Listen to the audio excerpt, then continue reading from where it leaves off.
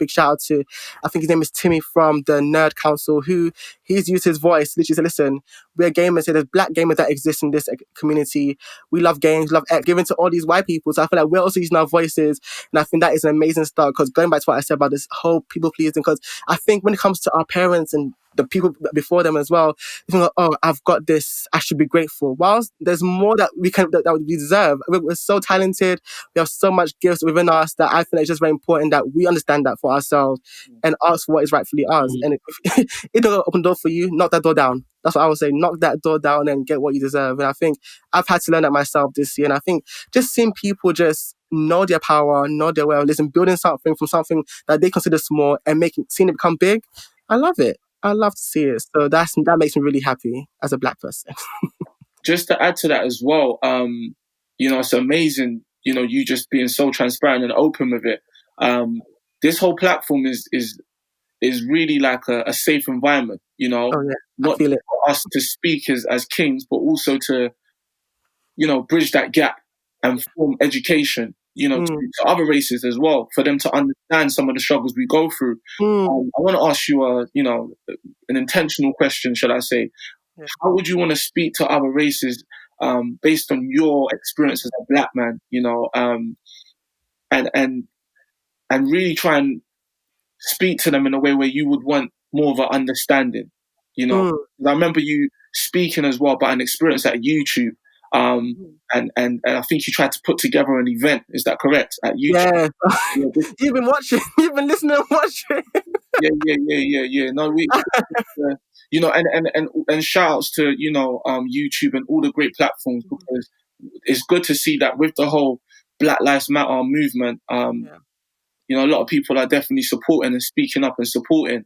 But there are a lot of things that, a lot of creators have gone through prior to this great thing. So from a, overall perspective, what would you like to get as a form of support from other people? So when having those kind of conversations with them, it can be very frustrating, because they have this outer appearance of they can hear us, but then they ghost. So I remember, obviously, I had a meet one of these platforms. I don't want to say the platform. I have no problems, because something that happened where they had an event for black people, and the panelist was a little bit, I was like, oh gosh, this is a problem. Because of course some of them were black, but they've been known for having problematic thoughts back in the day, all that kind of stuff. So I think that caused a conversation on social media. Then I was called into their headquarters to have a conversation. For the conversation, I thought they were listening, I thought they were taking notes. They went quiet. So it can be very frustrating when you actually try to have that conversation with them and they don't listen, or they just say, oh, we hear you, but they don't hear us. They don't ask more to understand.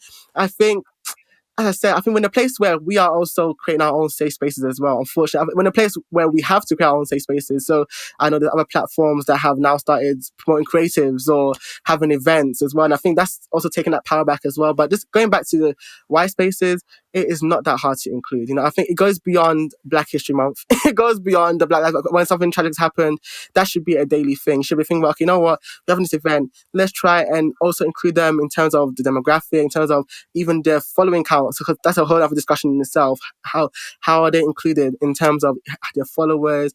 Black creators, we're not really pushed as much on all these platforms. I think with podcasting, it started to grow, thank God. But when it comes to YouTube, I think they're still behind. Unless you have an account and you can see our recommendation section, you won't really see them on their main page, if that makes sense. So I think the thing where those little details, just like putting them on the main page, giving them that spotlight, it can make a big difference. It's those small things that have helped, like the Zoellas and the Alfies, all these big names on the YouTube scene, for example, that can help us as well. So I just think it's not hard to include. I mean, so they make it harder than it's meant to be. So it can be frustrating, but at the same time, if we can, and if they're giving us that safe space to have that conversation, we can do that. It's fine. Yeah. So that's how I feel. Amazing. And in terms of education, and I kind of do want to link back to inclusion within our community and obviously outside of it. How can people from within and without, how can we better educate ourselves? I know it's easy to say search on Google, but what resources or where have you seen amazing wells of information that we can all tap into so that we are better equipped to understand people, as I said, within our community and without? Yeah. So for me, I think when it comes to education, I can go as far as even like primary school, the kind of stuff. So now they've introduced all these stuff about inclusion, acceptance, and I think it caused a lot of controversy on social media the other time, where it's like, are they going to teach our children how to have sex, all that kind of stuff? Whilst these times it's not about that, it's about accepting the fact that, you know what, there's people that are lesbian, that are bi, that are gay, that they discover this at a very young age. For example, I found out, or I discovered my sexuality at the age of 8. 9-ish, because I've known from when I was a kid, but I think a lot of people are like, oh, it's too early to learn. Listen, what kids know at that age is actually scary. It's beyond even sexuality at this point. So I think it's just very important that when these have been introduced, obviously I know in universities as well, they have all these seminars about kind of stuff as well. So I think it's a very great start when it comes to just learning about, being LGBTQIA, being black, all this stuff. It's good to have those seminars, have all this stuff. But I think also pushing it as well, because it's good to have it, but do people know that it's happening, all that kind of stuff? So I think it's very important. Even the workplace, my workplace has started to even include conversations about that as well, which is very great. So there's a lot of like conferences as well that people come into the workplace. Well, prior to COVID happening, they'll come into the workplace, they will share their knowledge, all that kind of stuff. And I think that those are the little ways in which we can learn, because we do have people that are in the LGBTQIA in the workplace, on the streets, literally in our families as well. We might not know it, but there's people, that 1 or 2 people or more, that fall in that category as well. So I think it's very important that that we just learn from each other. 'Cause I think that's the greatest teacher there. Let's learn from each other. I think from my perspective, it is frustrating sometimes as well, because when you start to open up, then they ask questions that might be triggering, or it might be tone deaf. So I think it goes back to just being careful. Are you prepared? For me, I don't know if I'm prepared to be doing teacher every single time, but I think if people come with the right energy, I can also teach where I can as well. But I think having those stuff implemented in schools, in the workplace, having those events outside, because there's a lot of like LGBTQIA plus events out there as well, that's very helpful. If you want to go out as an ally as well and just learn, that's good as well. It's just And very good to learn from that.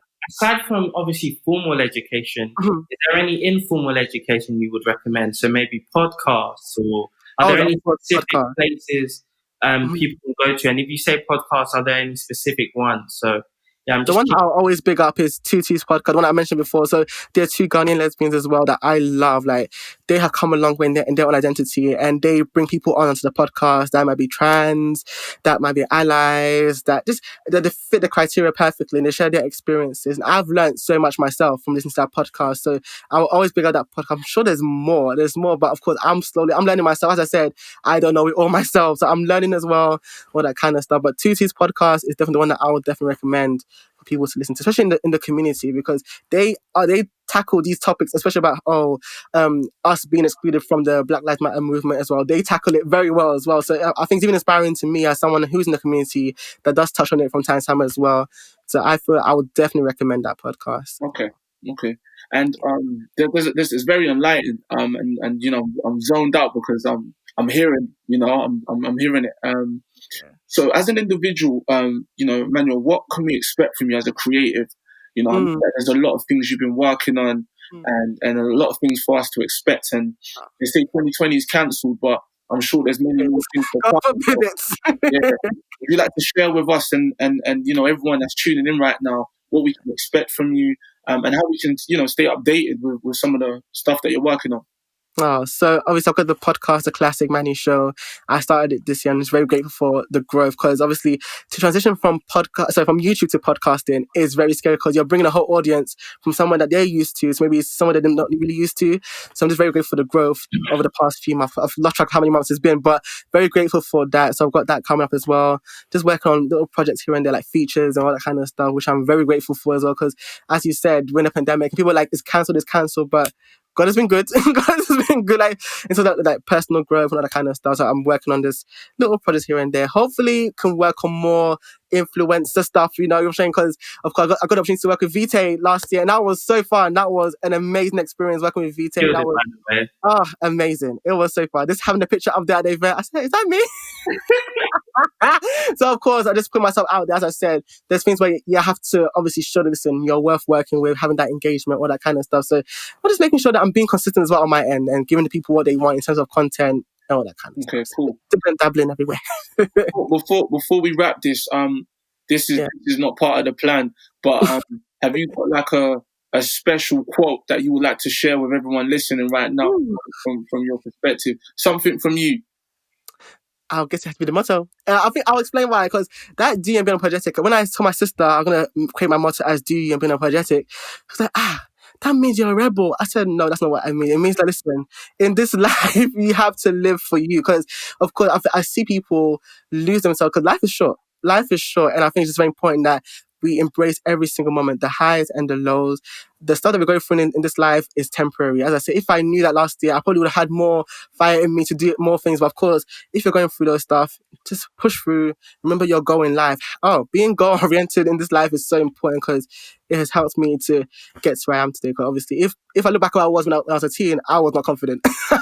I'm a very fast talker. I think I had speech issues when I was growing up as a kid. So to be able to be in a place where I can even say a sentence and somewhat understand what I'm saying, I thank God for that growth. So just keep on working on you. Keep on doing. When I say do you, is in all areas, not just in like your identity and sexuality. It's just every area of your life. Your flaws, work on those flaws. Make sure that you just push through. Because as I said, based on how I was as a kid, starting a channel was not even a part on the cards. Because they requires you to talk. The podcast, even worse. That's even audio. So I just thank God. So I just thank God I'm in a place where I've been able to not allow those flaws or those quote unquote flaws to get in the way of where I am today. Like, I'm just grateful to God for that. So always do you and be unapologetic. And both of these talks here were quite deep and quite real for a lot of us, and for a lot of us are very, very eye-opening. There's a lot of things that us as Black people don't really talk about, or we don't have a great deal of understanding of what it is. Although there are certain things that affect our people more than it affects a lot of others. So, just hearing from Emmanuel Amour, him just talking about the lack of education in sickle cell and the reality of it at work is mind-blowing, because, I think we all know somebody that has sickle cell, but we don't know the gravity of what they go through on a day-to-day basis. And, just hearing from him just, shows me that there is so much strength in them. He spoke a lot about turning pain into power. And, I just want to applaud Emmanuel on that work that he's doing within that field, to really gain some awareness within that space, and not only just awareness outside of our community, but within our community as well. So a big shout out to Emmanuel on that. And then Manny, honestly, just touching on what it means to be unapologetically yourself, and us as a community gleaning and understanding and including all types, shapes, and colors of the Black man. There is real challenges, that we have between people of the straight orientation and the LGBTQ plus community within our community as a whole.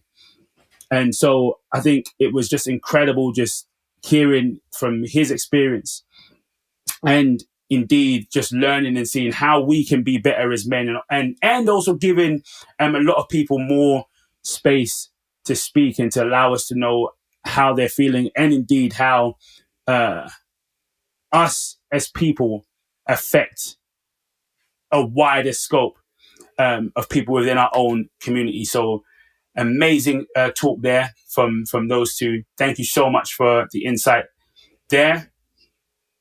Yeah, so up next, we're going to have a performance piece around the subject of mental health, and then we're going to delve even deeper into this space with a talk.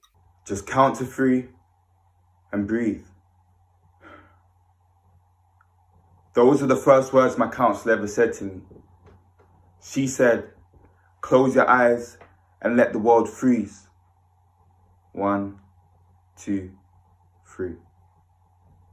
But ain't no freezing this pain. Ain't no stopping this endless cycle again and again, replaying the days I saw death's face. As it whispers to me, seductively, I reluctantly hold his hand and toy with the idea that we may be fate. That this may be the happily ever after, the end, the day I've been waiting for my life.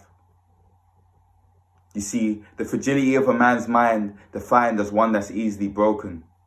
And that may come as a surprise, as we are meant to be the ones chosen to feed, to lead, to protect our seed. yet we fight alone. If I be your spine, who be my backbone? Who do I cling to, hold, when I lack hope? Now my mind battles somewhere between a very dark place and me losing my all. The facade, fearlessness, I mask it and stand tall. Try to maintain it, but one day that mask will fall. And for all of this I sacrifice. Broken pockets and pieces stolen from my mind, let my thoughts be a parasite. Nowadays, I just close my eyes and I wish I don't breathe. Because the pressure didn't make a diamond, it simply just added a load. And this journey to depression is a very, very long road.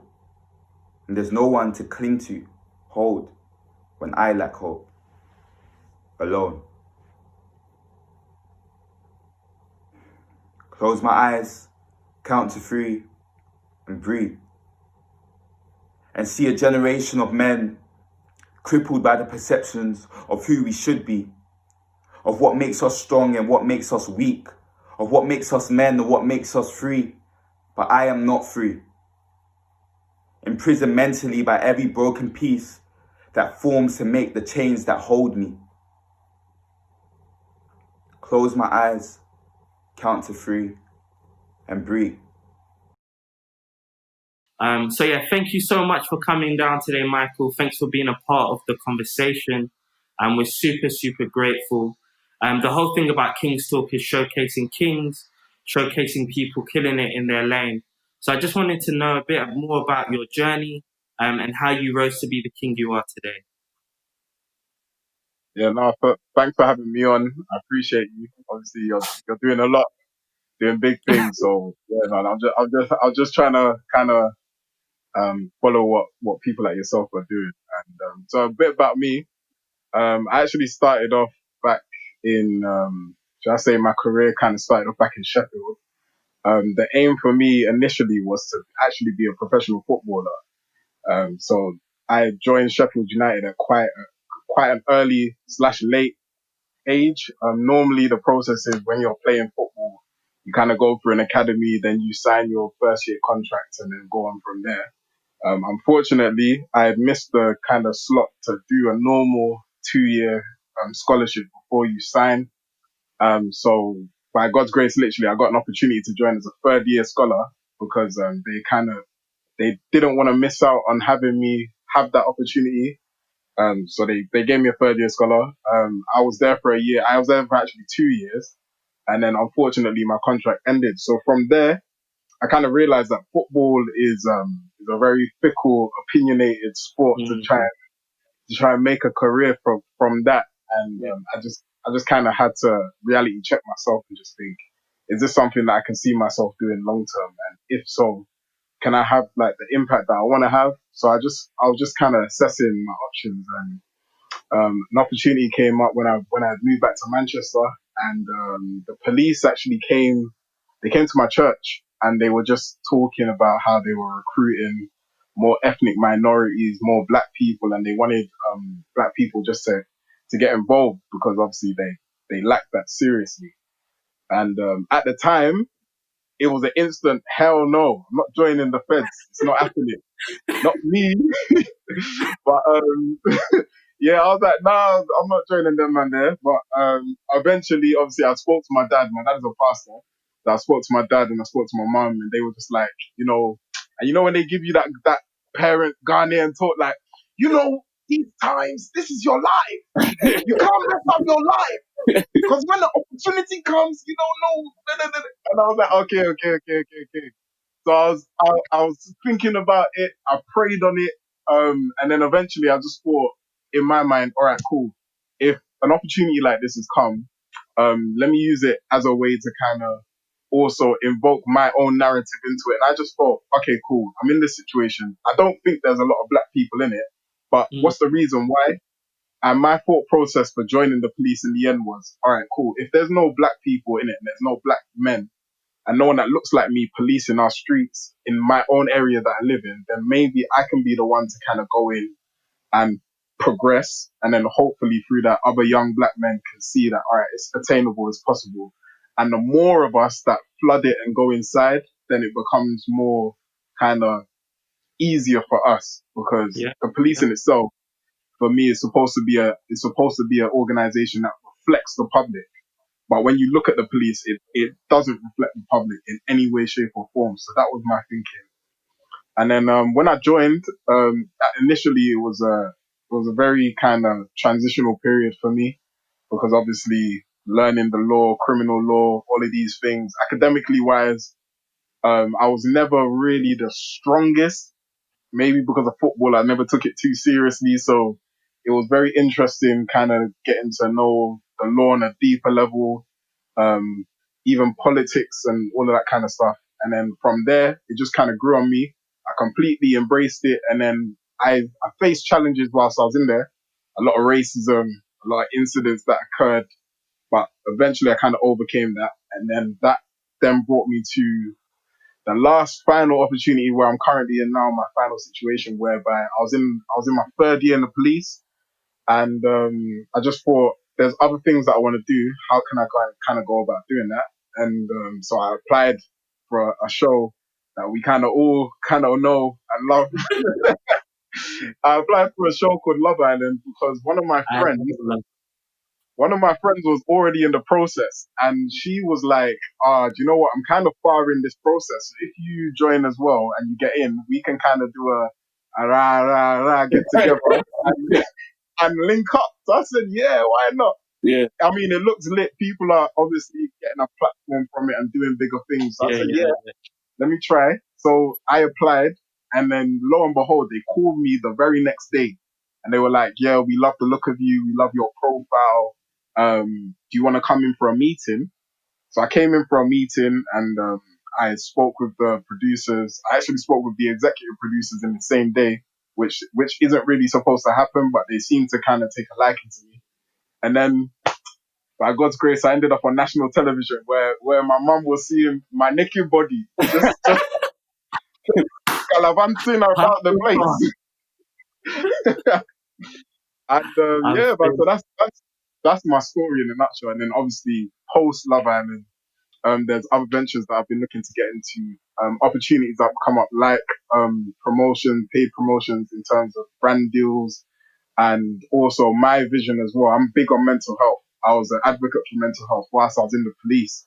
So even now, I've got a current program on where I'll be going to schools around the UK and Ireland, speaking to year 10, 11 and sixth formers just on the importance of mental health awareness and knowing that you can always speak to somebody about it. So that's kind of where I'm at right now, amongst other things. But I feel like I've talked enough right now. No. So that's me, and Yeah. that's my journey right now. Yeah, nice. It's very insightful, and obviously, meeting you in person, very humble, but also very intelligent. Like you're intentional with what you do, and you make sure that you want to impact people in a positive way. So definitely want to shout you out on that separately.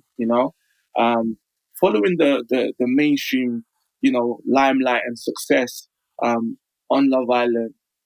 How was your transition back to reality for you? It was difficult. It was difficult because I received a lot of backlash from being in there, which I didn't even know was happening until I came out. Backlash When out, I man. came I out, feel like you've done a good job. How did you get? What was the backlash about? the backlash. What was it for? Sorry, so can you say that again? Yeah, what was the backlash about exactly? Oh, so I was receiving like a lot of hate for apparently how I was portrayed in the villa as a bit of Okay, a game player. There was okay, a little bit of a game player narrative going on, and then at the same time as well, unbeknown to me, there was also a bit of police history because I was under investigation before I went into the police for about 4 separate incidents, which obviously I knew were false allegations. Otherwise, I wouldn't have been allowed to get on the show. So in my mind, these kind of things were not an issue, but people being people, they brought it to light anyway, and I received a lot of hate for that, which was unfortunate, but that's life. So I was kind of facing that and transitioning afterwards, kind of letting people know my own character and who I am rather than what you've heard in the media and the newspaper was difficult. But luckily for me, I had like my brothers and my team around me that kind of helped me keep a level head, help me stay focused, and then literally by God's grace, I am where I am today. I love that. And I guess one of the key things we want to talk about in this discussion is definitely around mental health. I think as Black men, that's one area that is often neglected. It's one thing that I feel like we need to really push to the forefront. And with all that's going on around the globe, in relation to us, how do you filter information and how do you protect your mind? Because it's been a crazy year. So I'm thinking about all the stuff you've gone through on top of all the stuff we're facing day in and day out. How do you protect your mind? Yeah, for me personally, I kind of just I focus on what's relevant in my own life and in terms of the people that I keep around me and in terms of what I choose to take in information wise, because like you said, there's so much happening in the world today and it's like almost at every turn. Turn on Instagram, something negative. Turn on the news, something negative. Coronavirus, somebody's died.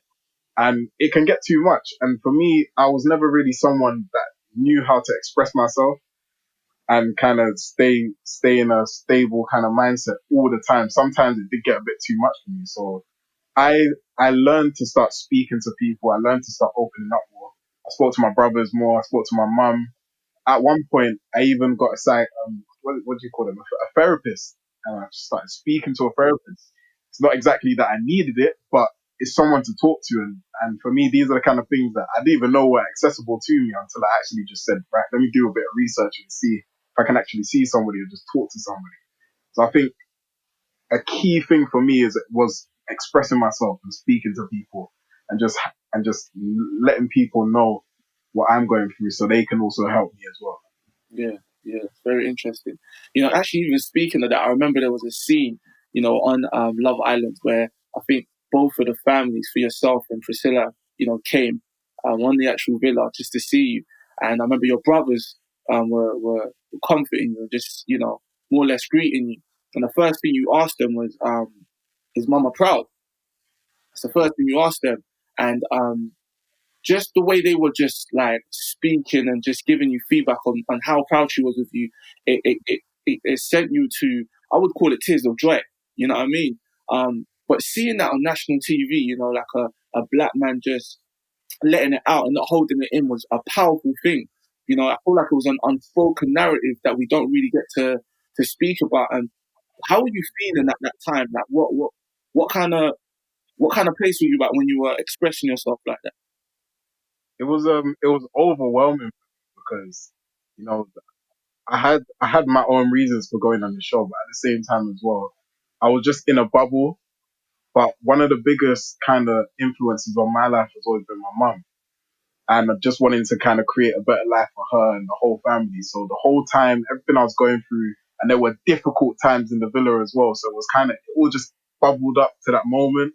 And I knew the first thing I had to ask them was, is Mama proud? Is she eating well? Is she sleeping well? Because I know she would have been worried about me, but she had no contact, so she couldn't speak to me. So that was kind of what I was going through. And then obviously it all just came out in that moment. And yeah, everybody got to see like the real emotions and what I was going. And I never cry, let alone on national TV. So for me, it was like, it's mad, but yeah, it happened. Yeah. And that's the power behind, and invulnerability as well. And that's part of what this topic is all about regarding, mental health.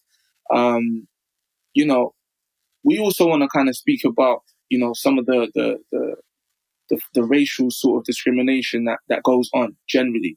And, you've spoken about what you've experienced within, more or less your experience, from corporately through work or whatnot. But we want to speak about how it's been within the industry, within society. Has that continued? Have you seen a change?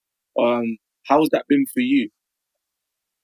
For me, coming out, I think even when I came out, I'm not really someone that likes to compare myself, but I'm very switched on to certain things. So I came out and I looked at my following compared to some of the other people that were in the villa, even people that had less time than me in the villa. And I also looked at like interest and what kind of deals people were getting and just speaking to people in industry. Because really and truly, I didn't have a lot of experience in the industry. I just came out to a massive boom and I was receiving all this information. So I kind of took a step back and I was just analyzing. And I realized that really and truly, as a black man, it's harder for us. We have to work twice as hard to get the same opportunities as people who, in my opinion, maybe are not even as talented, are not bringing forth the same kind of, basically the same quality. Do you know what I mean? Just that Same value, yeah. same vim to do something. And I realized now, do you know what? It that is what it is. As a black man, I have to work twice as hard. So I realized rather than just sitting on my ass doing nothing, expecting all these things to come, I have to now actively go out, speak to people. I have to actively get management. I have to actively put out content, speak my mind so people can see the substance in me rather than sitting back, because that was the difference for me. I noticed as a black man in the industry, you can't just be relaxed. You always have to do above and beyond. Otherwise, you will never be where you want to be. That's real. Yeah. That's real. And I don't know, it's perfect because it segues into the next question I wanted to ask anyway. And that question is, have you ever struggled with comparison? And what advice would you give to someone who might be? I think especially with your position and social media being such an influential tool in what you do, it's so easy for comparison to seep in. So yeah, have you ever struggled with it, and what advice would you give to someone else? Yeah, I've definitely struggled with comparison. Even me, I'm a very ambitious person naturally, so I always want to be the best in my field. And obviously, the world of social media and influencing is such a big place that people have been doing it for years. But because I'm so competitive, I came out and I saw certain people, and I wanted to instantly kind of progress and go past. And I was looking at what other people were doing and their movements, and at one point, it was even affecting me. I was like, you know what? I got to kind of stop looking at these people and start focusing on myself, what I'm doing. So my advice to anybody in that particular position whereby they see themselves comparing, I'll just say, don't do it. Just focus on yourself, because at the end of the day, you're the only one that can control your own narrative. Doesn't matter what other people are doing, because they're running their own race. That's it. So I just kind of came to the realization that where I am now, I just have to enjoy the process first of all and kind of work with what I've got, because I don't know where I'm going to be in 5 years' time. I don't know where they're going to be in 5 years' time. It could be in 5 years' time, all of a sudden I'm a millionaire, and these same people who I was looking at and looking to try and chase you, they're still in the same position. So I just thought, right, let me pull up my socks and kind of crack on. Yeah, love that. Love that. You know, and it's also one thing when you're going through it mentally, but you have a beautiful other half, a sister to me as well, a good friend, Priscilla. How's it been for both of you to protect, your mental well-being, putting out, such an amazing relationship that's authentic as well, out in the public eye? You've been getting a lot of positive feedback, and how do you still keep that realness between you guys and mentally as well?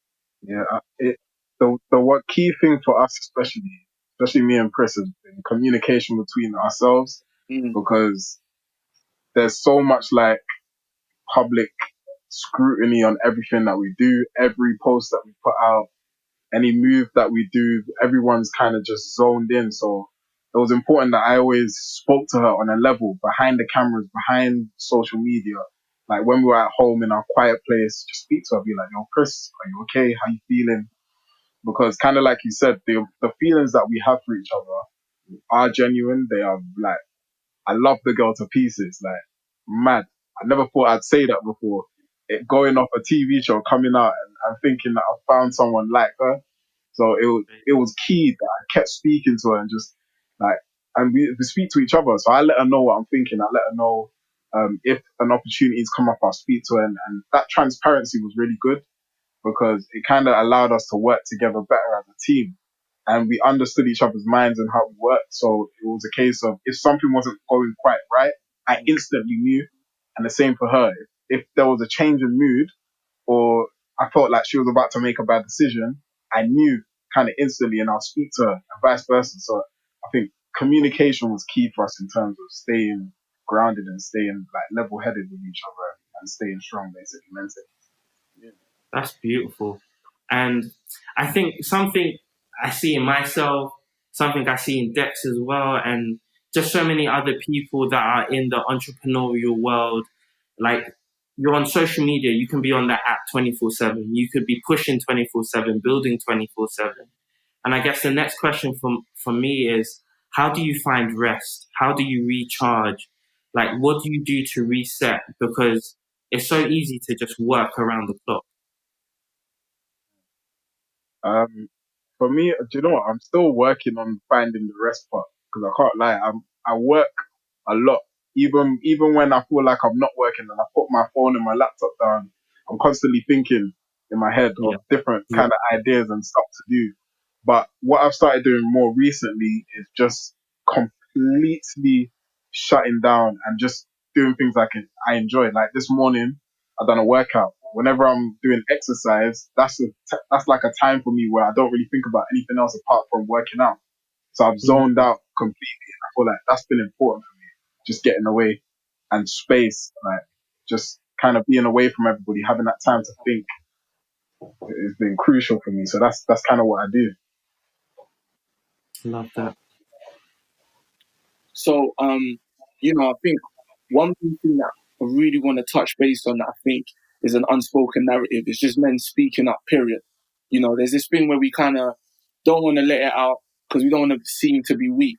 But recently it's been extremely therapeutic. That's the whole reason why we've got this platform, in all honesty. I remember having just an organic conversation with Will, and it was like there was so much similarities that we were both going through. It was almost like, if we're going through this, how many other people are also going through this?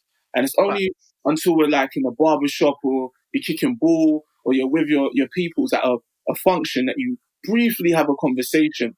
But it's almost like that's when it just stops.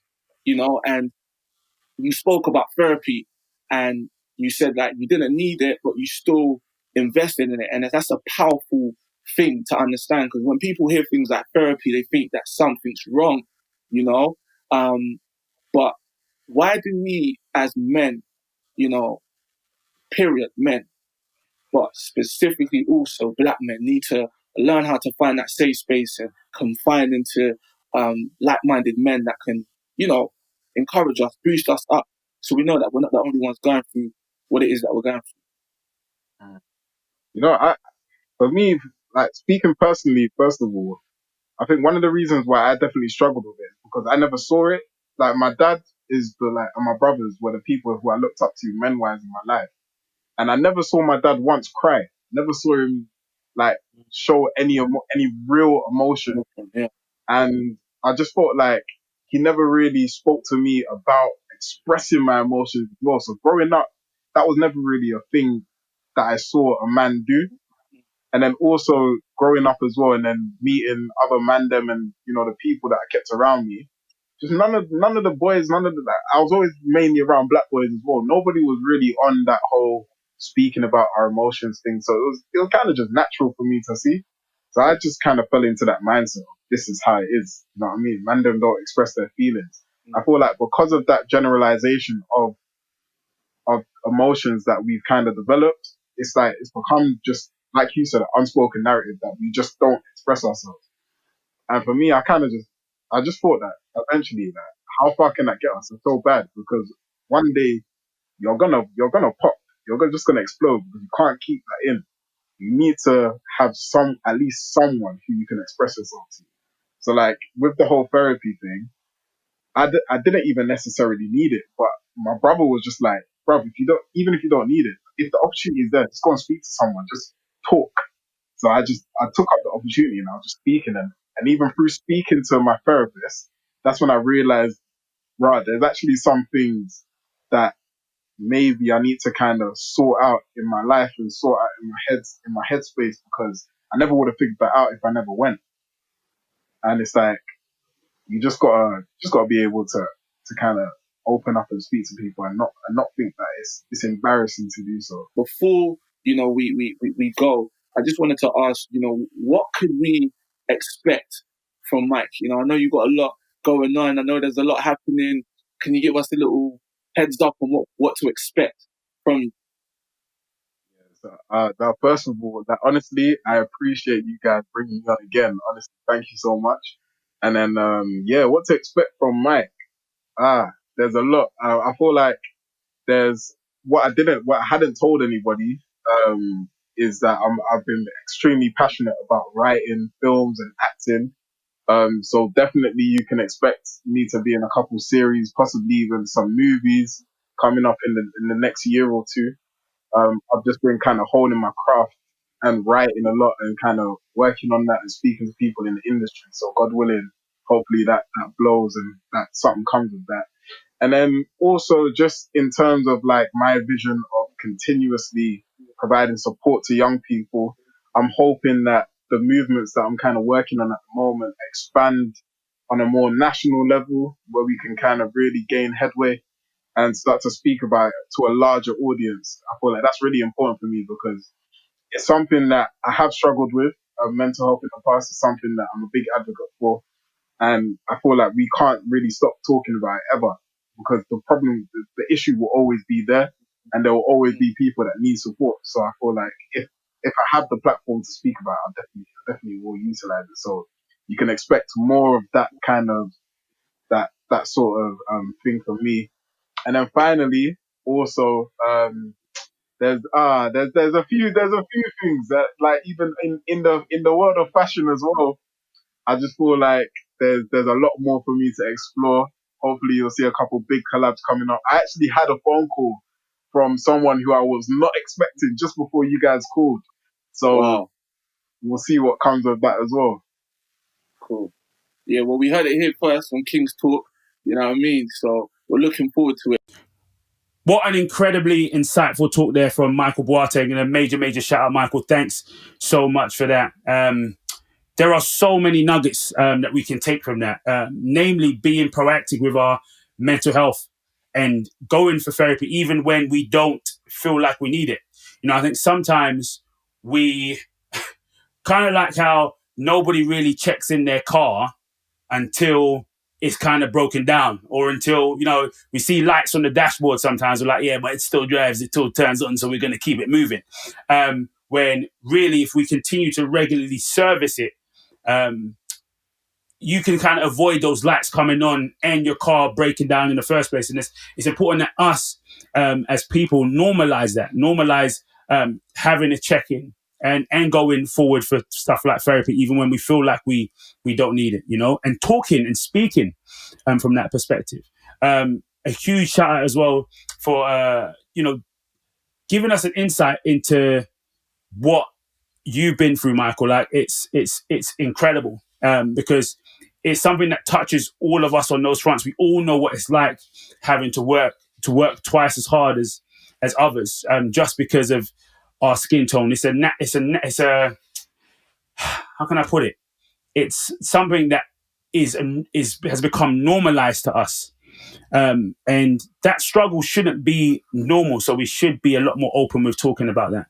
And the fact that, he keeps it real and authentic with his missus constantly. And I think that's a very important thing. I always say, everybody has got to have somebody that they can speak to.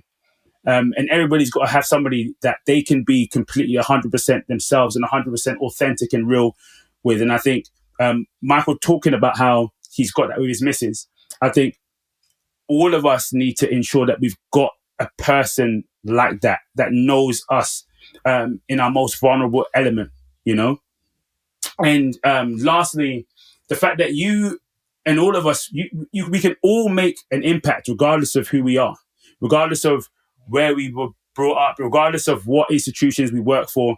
We all can make an impact, and we all definitely should. So a big major shout out to Michael for that. Up next, we are talking about fatherhood and family. And I'm super looking forward to this one. And just to kick everything off, the first question is, we're really keen to showcase King. So we just want to know a bit more about who you are today and how you rose to become the king within your field. So I mean, long story short, I'm Sully Breaks. I'm a poet, by trade, I guess I'm a writer. You know, that's where I really started out, like as a creative, and that's what I still do to this day. That's where I built a majority of my presence and my following. And in the extension of that, I've always been very much a creative entrepreneur, you know. So I was very fortunate to be introduced to a lot of like influential and successful entrepreneurs through the course of my career. And I've kind of started to explore that aspect more, you know, worked with companies, you know, building a couple of our own projects and stuff like that. So in a nutshell, I'm a writer and I'm an entrepreneur, you know, and just I'm building on those two aspects of who I am. Do you want me to go through the full story, or is that okay? I'm sure we can get into it. All right, So cool. Yeah. you're at King's Talk right now. The platform's open, and you know it's a safe environment. So go for it, King. Oh yeah, so I mean, basically, it started out when I was in university. You know, I was studying law at the time in Sheffield, and I was kind of like at a crossroads because I knew that I didn't want to finish. I didn't want to pursue law once I'd finished my degree, you know, and I'd always have this creative element to me.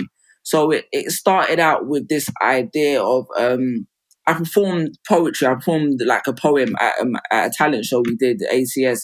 It was a roundabout way that happened in a roundabout way because it was kind of like we had this like mock freestyle battle kind of situation, and then someone was like, "Oh, you should do some poetry." So I performed it, and it kind of went off, you know.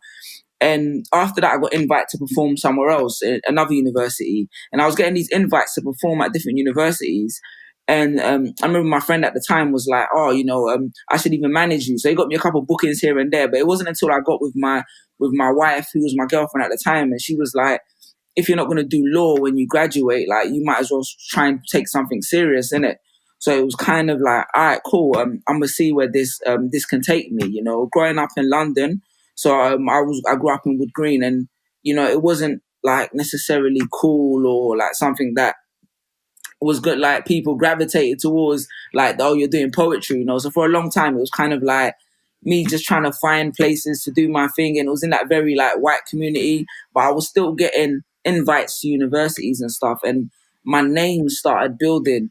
I think the pivotal point was I used to share my videos via Facebook, and Facebook locked off my account for unknown reasons. It was so random. I remember it was just out of the blue. So after Facebook shut down my account, I was kind of like, rah, how am I going to get my content out there to people? And this was a big deal to me because I always wanted to appeal to people who resonated with my stuff, you know, people at the universities that saw me, all those kind of people. So what happened was I need to find a different platform. My first initial idea was to make a DVD, which flopped completely. But you know, it was a learning process. You know, it was that time people weren't really buying DVDs no more. But I was like, how do I be in so many places at once? So then, this was the early inception of YouTube, and I started to see a few things here and there, and I was like, this could really be a platform to build a potential business or brand, you know. So I started going hard on YouTube, you know, for like, and this was before there was the concept. They just brought in the concept of creating YouTube channels, you know. So I was very early in that space, and I started going hard on the YouTube for a couple of years, you know, grinding, side hustles, you know, working all these shitty jobs. And I think my breakthrough moment feels like, wow, came through 2012 when at the same time I got fired from the last job I had, which was in Nike Town. I'd been working there for 2 years. It was literally the same week I got fired that I uploaded a video called "Why I Hate School But Love Education." And that after years of studying YouTube as a platform, all that stuff getting attraction, yeah, that just went off, you know what I mean? And then once that went off, that just changed the trajectory of everything, because then it was like I became a global brand, you know, and then YouTube became a viable platform, started getting sponsorships, you know. I started meeting a lot of like-minded people. So, and entrepreneurialism for me, it started to come into the picture because I'd always aspired to be like Jay-Z and all these rappers I grew up listening to who weren't just artists. And then I started getting invited to all these talks. I started being in all these spaces. Then I met one of my friends. He was like an older gentleman, and he was like, yo, like, what are your aspirations? You know, we sat down, we talked about what I'm trying to do with YouTube as an artist, as a business. And then he owns a venture capitalist firm still. So I still go there to this day. He's got another one. But it was like his first time bringing me around like tech startups, you know, and in the early days, like I was working with a lot of like different startups, you know, how to like helping them like with creative ideas, like visual stuff, like, and really understanding how that world works, and getting into the educational process behind that. And some of those companies have gone on to be very successful, as a result of that. But I was very much into that space and learning about that. And since then, I've kind of grown into developing my own kind of different projects, partnering with different companies. Sorry, that's the little man. You know how it goes working from home. We know it goes. Yeah. So we've worked on a couple like companies and projects in Ghana. Got a couple stuff popping in the UK. Just partnering with different people and just seeing where I can add value while still trying to be like as an artist, trying to evolve. Because I've got a lot more into like the writing space. Working with publishers. I'm even as we right now, I'm educating myself. I'm doing a course at Stanford, a writing course. You get what I'm saying? So I'm really just trying to like grow as an artist and develop as a business person, as an artist, and all these kind of things. Long story short. Yeah, that's big. Amazing. That's big. I remember, I think back at 2013. So this will probably be just a year, more or less after. You probably just left your job, got fired and decided to really pursue this dream. I remember you just personally standing out to me in this campaign that you done over Facebook. And I remember looking at it, just thinking, I don't know who this guy is, but I need to get hold of this guy. Because them times there, I was doing Rip the Runway UK. Yeah. And then I wanted to do like a pre-launch just to say it's coming back. Because we hadn't launched for a long time. So we done it at the BBC studios where they used to do Top of the Pops. I don't know if you remember this. Yeah, of course. Yeah. And I remember everyone's faces prior to you actually standing and going up and saying your poem, and then after, and I could see people having tears in their eyes and just really just thinking that, whoa, what am I doing with my life like? You know what I mean? You really gave us a wake up call, and it's amazing how you was able to allow that purpose within yourself to really just open doors. You know what I mean? Allow that gift to really make room for you. Did you ever imagine that it was gonna be what it is today?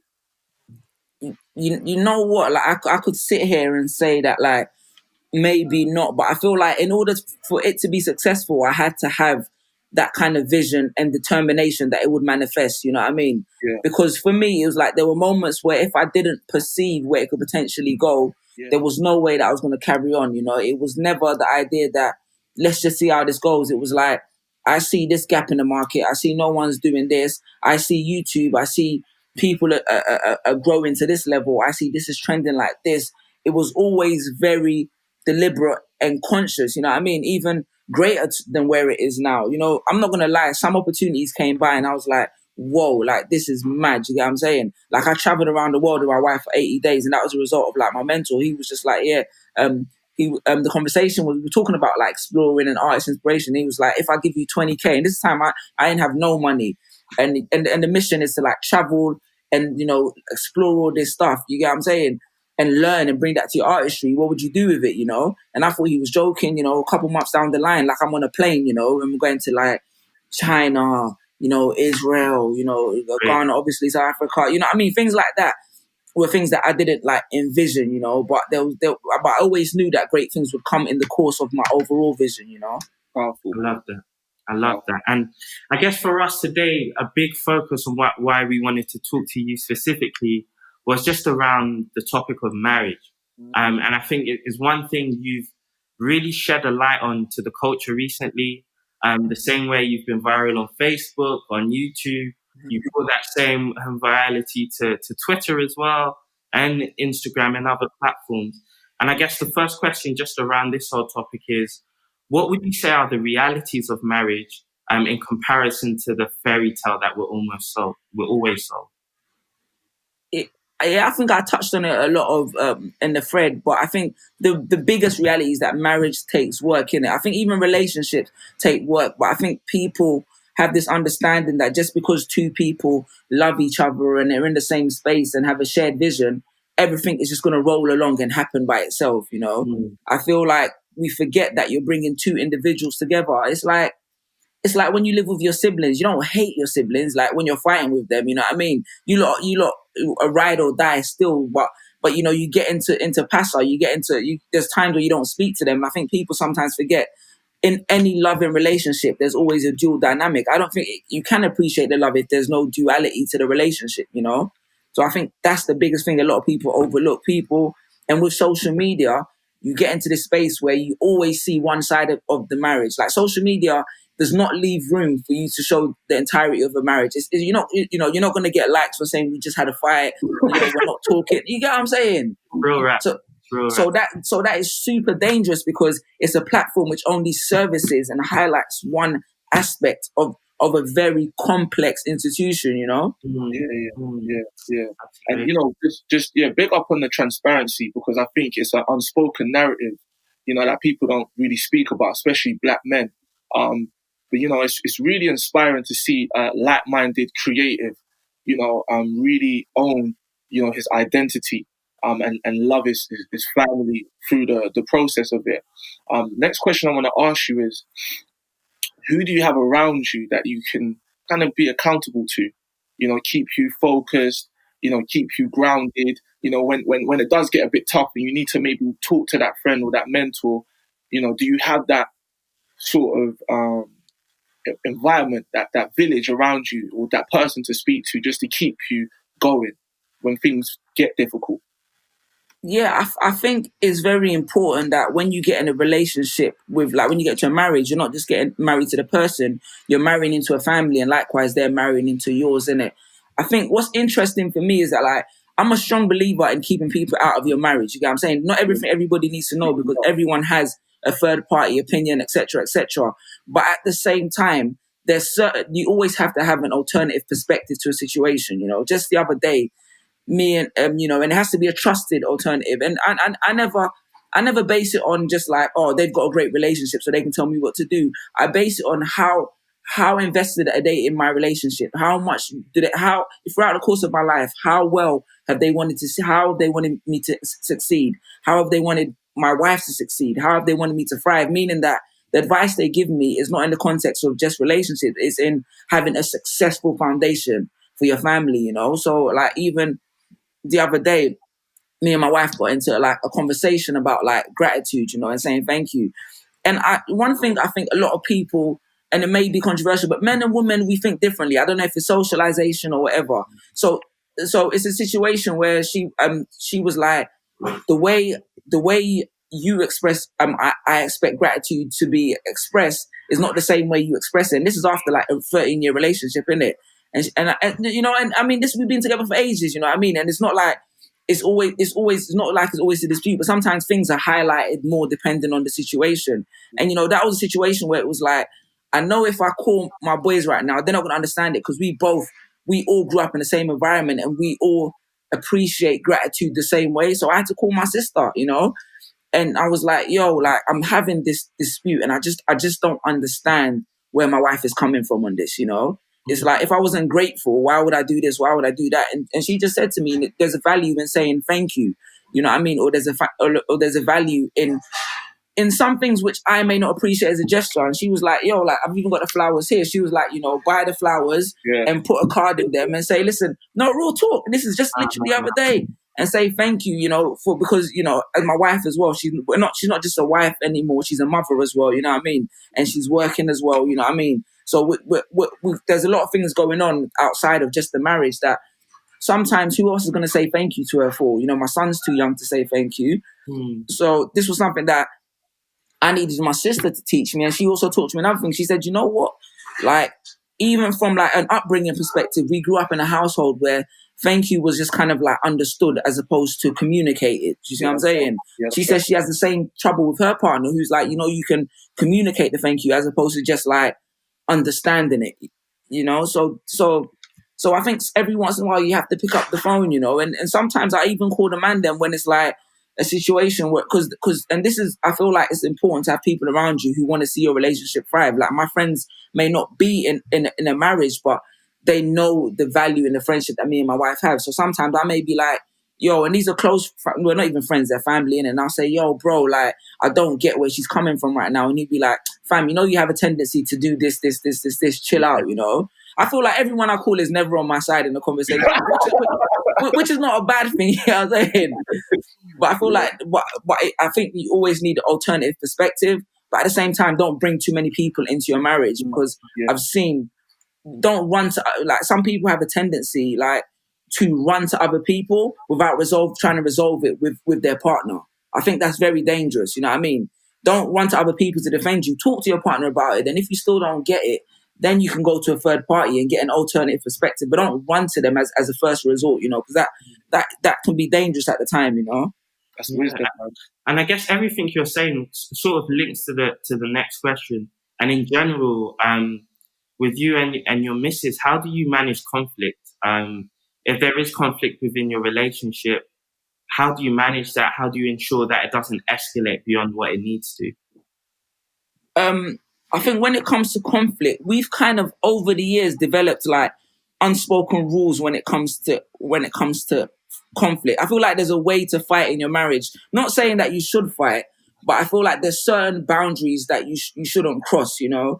So one of the things we developed very early on, and I'm not saying it happens all the time, but it's like, you shouldn't go to sleep angry at the other person. Do you know what I'm saying? Or you shouldn't wake up angry at the other person. That's one of the things.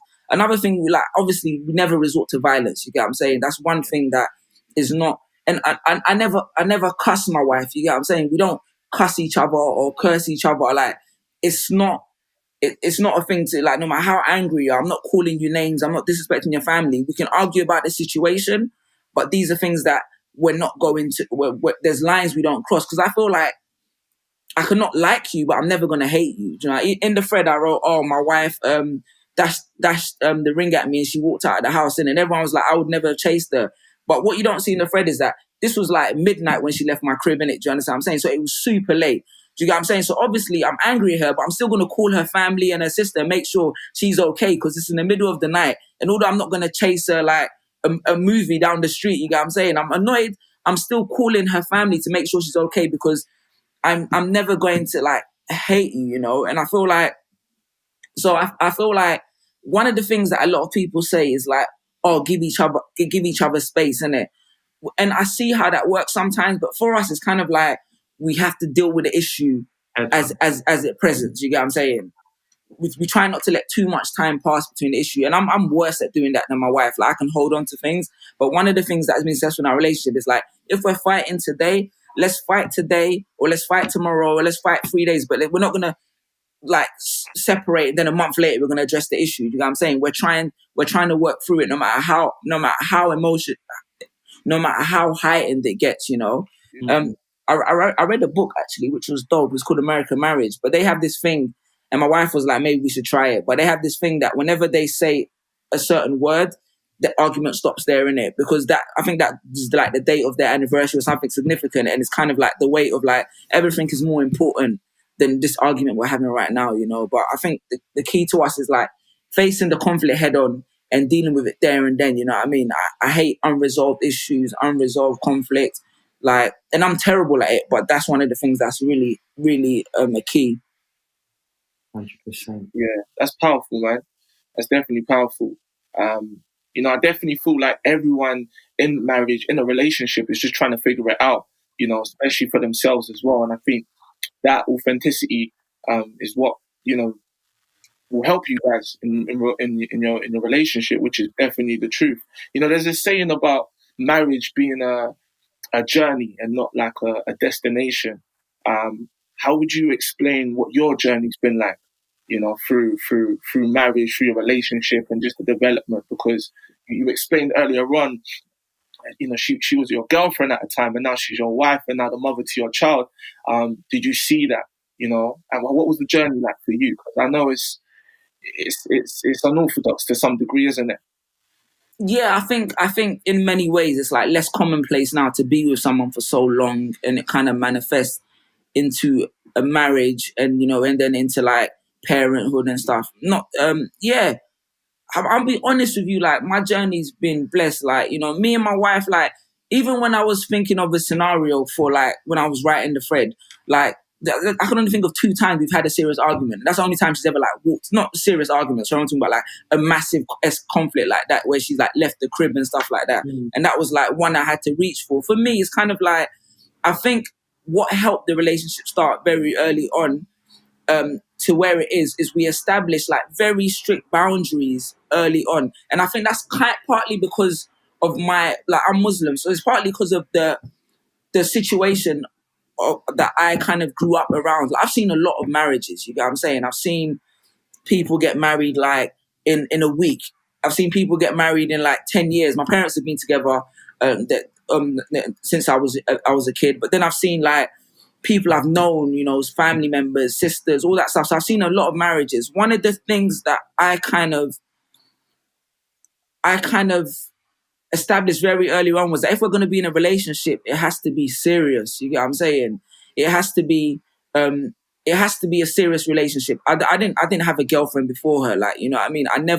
I was the kind of guy that, listen, like, I'm not being in a relationship with someone unless it's going to be proper. Other than that, we can do whatever, but, you know, we're not going to be why am I saying a roundabout way? Basically, yeah.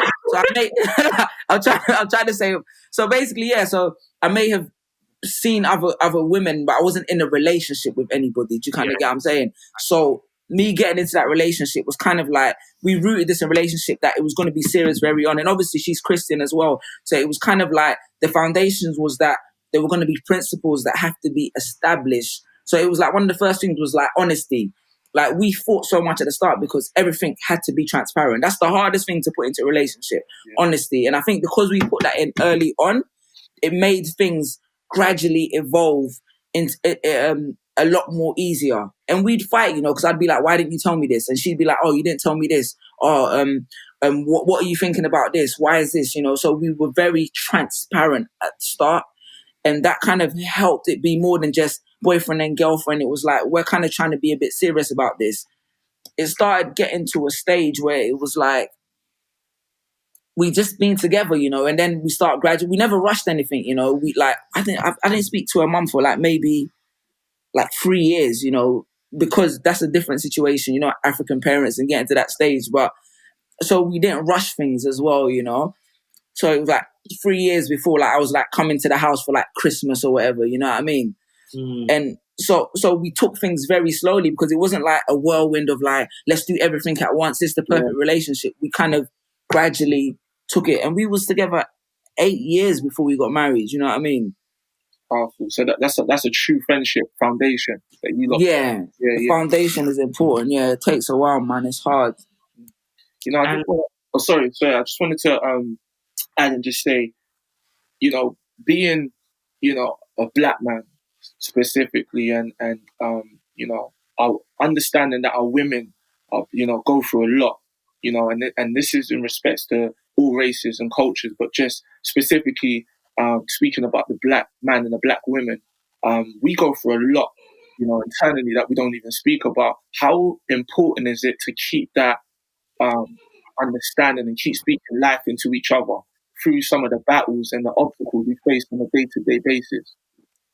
Yeah, man. I think that's important. You know, like, my wife is like my rock and my shield, and, you know, I try to be the same for her. I feel like you said, when you have to go outside and face the world, yeah, you don't know, it's not a world that's catered for people in our community, innit? So it's so important to be able to come back to someone else who can hold you down. Do you get what I'm saying? And it's going to push you through these situations. You know, I didn't understand what women go through until I was with a woman. Do you get what I'm saying? You feel like you understand, but when you're with a woman and you see the issues she faces and the things that she brings back home, you don't understand how much baggage they're carrying. You know what I mean? So it's kind of like that process of understanding made me realize that I thought I was being the man by just, like, you know, handling, like, you know, handling, getting the car washed and all them random things. But there's so much more to being a man in a relationship that you don't realize until you've been in a relationship for long term and had to carry those loads. And equally, she's had to be strong for me, like, many a times, you know. It's powerful. Yeah, thank you. And kind of leading on from that, I guess touching on what you were saying earlier about maybe seeing other people, but then not actually committing to anyone until you really linked with your missus. I guess my question from that is, for the young kings out there, what attributes should they be looking for in their queens?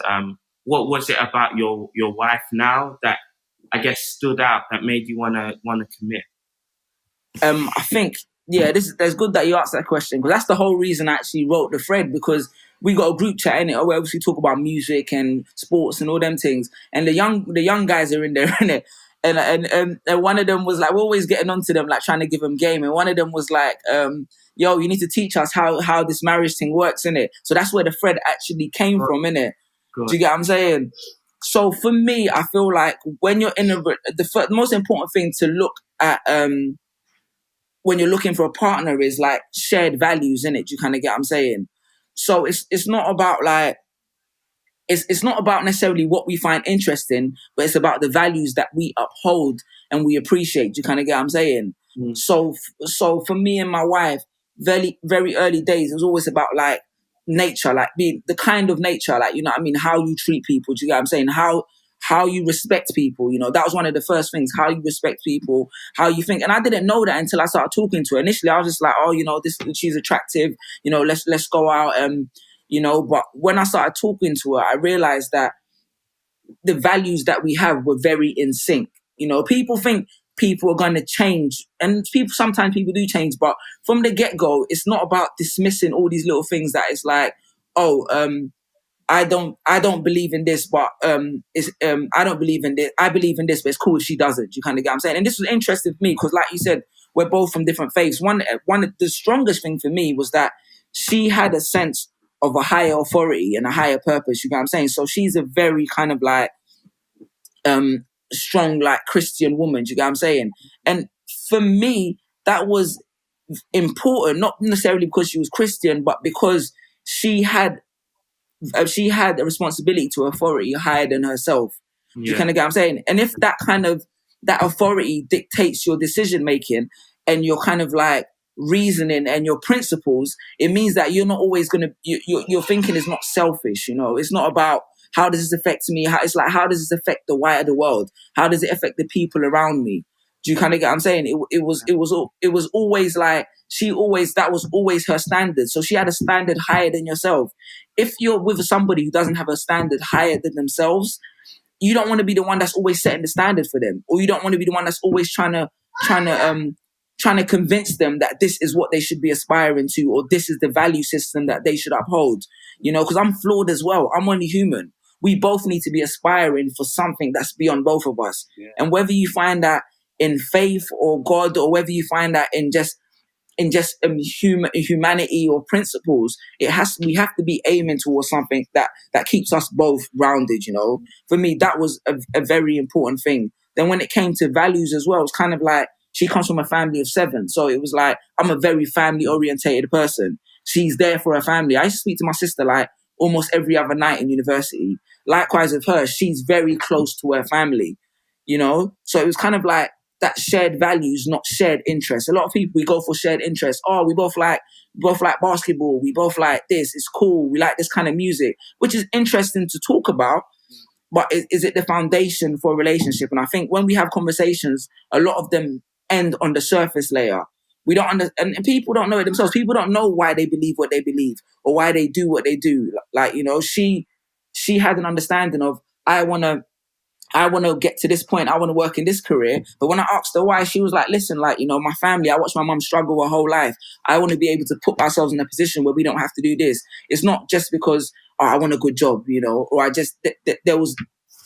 got to an intimate understanding of her value system, and that happened over the phone. Like, I'm not saying like, I'm a very talkative person, as you can see, but it wasn't like, it didn't happen face to face where it was like, you know, you're flirting and laughing. It happened during conversations where I was like, bro, I didn't know this is what she was about. I didn't know, you know. So I feel like conversation, people need to talk to people and really talk to people. As men, it's hard to open up to others, you know, and it's hard for us to get people to open up to us. But for me, the biggest thing is always where someone is at, you know, where someone is at, and not necessarily what they're aspiring to, but what they believe in, you know? Yeah, that's deep, man. That's deep. And it shows a lot that things are connected to your roots as well from your upbringing, you know, and as you're growing up, you can deal with them. That's powerful. I think we've got a last, or just to wrap up, another question. I mean, you spoke about getting the missus, you know, some flowers due to the wisdom from your sister. You know, how do we keep it fresh, man? How do you keep it fresh? To anyone listening, you know, that just wants to get some ideas, you know, how do you keep it fresh? Especially in lockdown. You know, there's nowhere to go, you know, especially throughout this year, should I say, you know, in general, like how do you keep it fresh? How do you keep the love? How do you keep it going? You know, beyond what people expect. That's just between you and your better half. Yeah, I think I need to be better at this myself, just because I'm a very like low maintenance person. Do you get what I'm saying? It don't take much to make me happy. And I'm not saying my wife is high maintenance, but I realize that what makes me content is not the same thing that makes her content. Like flowers, like for me, I've never looked at a flower and been like, wow, this means so much. You get what I'm saying? Yeah. But I'm just this honest. Like most men then will know, it's never been a thing where it's like, buy me flowers, you know what I mean? Like buy me a PS4 game, you know what I mean? Buy me 2K, you know what I mean? Things that I can use. But I've started to realize that, and this things come from listening, innit? I think the biggest thing to keep it like going is to listen. And I've realized as my partner, as she's a woman, like, and this is not me generalizing, but women don't always communicate what they're saying by through their words. Do you know what I'm saying? Mm-hmm. So I feel like we have to find a way to like open up our ears and hear what they're saying. So this morning, you know, my wife, what was she saying? She was like, "Oh, we should go on a date on Saturday before my niece's birthdays. My nieces were having like a little thing because it's lockdown, innit? So it's just the family." And I was thinking, there's not really anywhere we can go in it. Do you understand what I'm saying? So for me, it's like, that's a bit redundant. But at the same time, it means that she wants to find something to do in it. And I feel like, and now I have the responsibility. Normally, I just be like, you know, it doesn't make sense. There's a pandemic, blah, blah, blah. We can't go nowhere. But me listening is now like, all right, cool. How can I try and accommodate for that, you know? But also, I feel like new experiences with your partner help as well. It's like, I felt like we got to a point where me and my wife, we've done so much together that you feel like, what else can we do next, you know? Mm-hmm. You get to a point where you've traveled, you've done this, you've done that. It's always like, what else can you do next? And that's a hard question to answer, innit?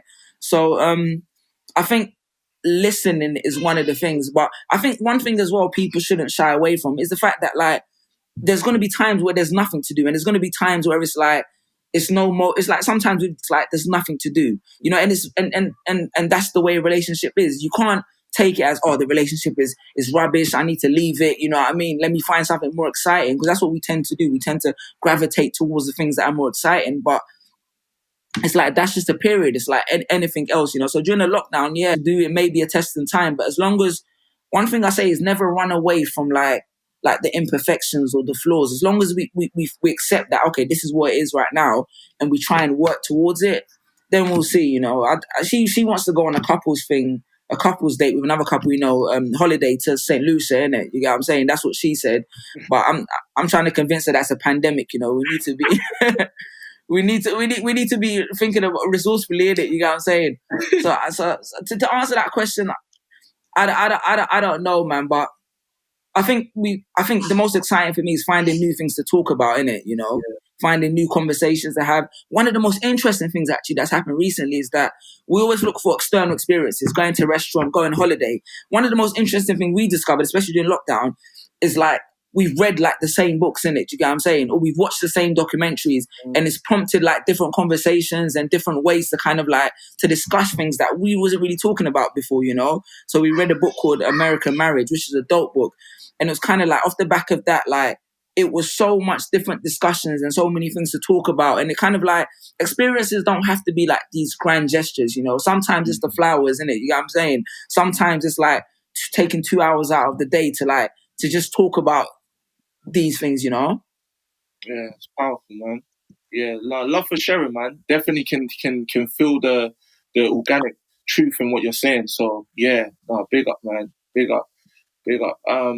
Yeah, just one last one, man.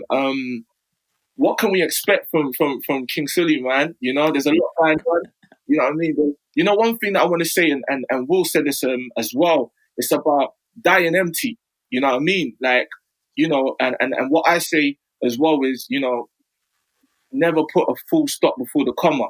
You know, grammatically doesn't make sense. So there's more, and it's amazing to see that there's so much that you're doing, and it's not overwhelming. But what can we all, expect from you, King? No, I think what you're saying is proper dope. So I feel like I'm at that stage in my life right now where I feel like I'm getting in my bag. You know what I'm saying? I'm at a point where I can do multiple things at once just because of the level of education and the level of like investment I've put in my skills. You get what I'm saying? So at the moment, like I could be working on like a book project, but at the same time, I'm working on the podcast. Let me plug my podcast, 7 Figures, by the way, a business entrepreneurship podcast. How to build a seven figure business from people that actually done it. We're actually recording tonight. I can be doing that. At the same time, we can be building like a company that we have like in Ghana, where we're working with artists in the UK at the same time. And at the same time, I can be consulting on this project and that project. So, and at the same time, I could be on Twitter, writing threads and that. So I'm at a very like exciting place. But I think what I'm really like keen on is building like a company, whether it's creative or not, that transcends generations. You get what I'm saying? I feel like I'm building a brand in that standpoint. But obviously you man are entrepreneurs as well, and both of you man have built companies that you're like, these are legacy companies, you get what I'm saying? Like your company speaks for who you guys are, you know what I mean? I'm trying to get to that point where I can combine the artistry with building that company that has that legacy value. You get what I'm saying? That your kids can be a part of, in that institution. You know what I mean? It's not just about the money, it's about the legacy, like you might know. So that's what really I'm excited about. I don't know which extension is going to bring it in, but I mean, obviously all of them are vertically integrated, but it's like I really want to get to that point and see how we can go from there, like an empire. I know who I'm talking to, bruv. You don't know what I'm on, bruv. Come on, man. You don't know what I'm on, man. Come on. So yeah. I love that so much. And where can the people connect with you? Where can they find you? How can they keep connected with your amazing content? At Sully Breaks, man, on all the socials, all the social media at Sully Breaks, SULIBREAKS. Awesome, bro. So yeah, thanks again for your time today. We really appreciate it, and keep shining as a king. So much for being a part of today's event, Marvin. We appreciate you investing your time.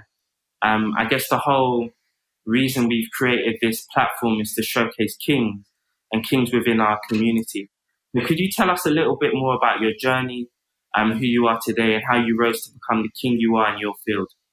Well, first and foremost, thank you. Even as a statement, that's a really nice thing to have said back to you.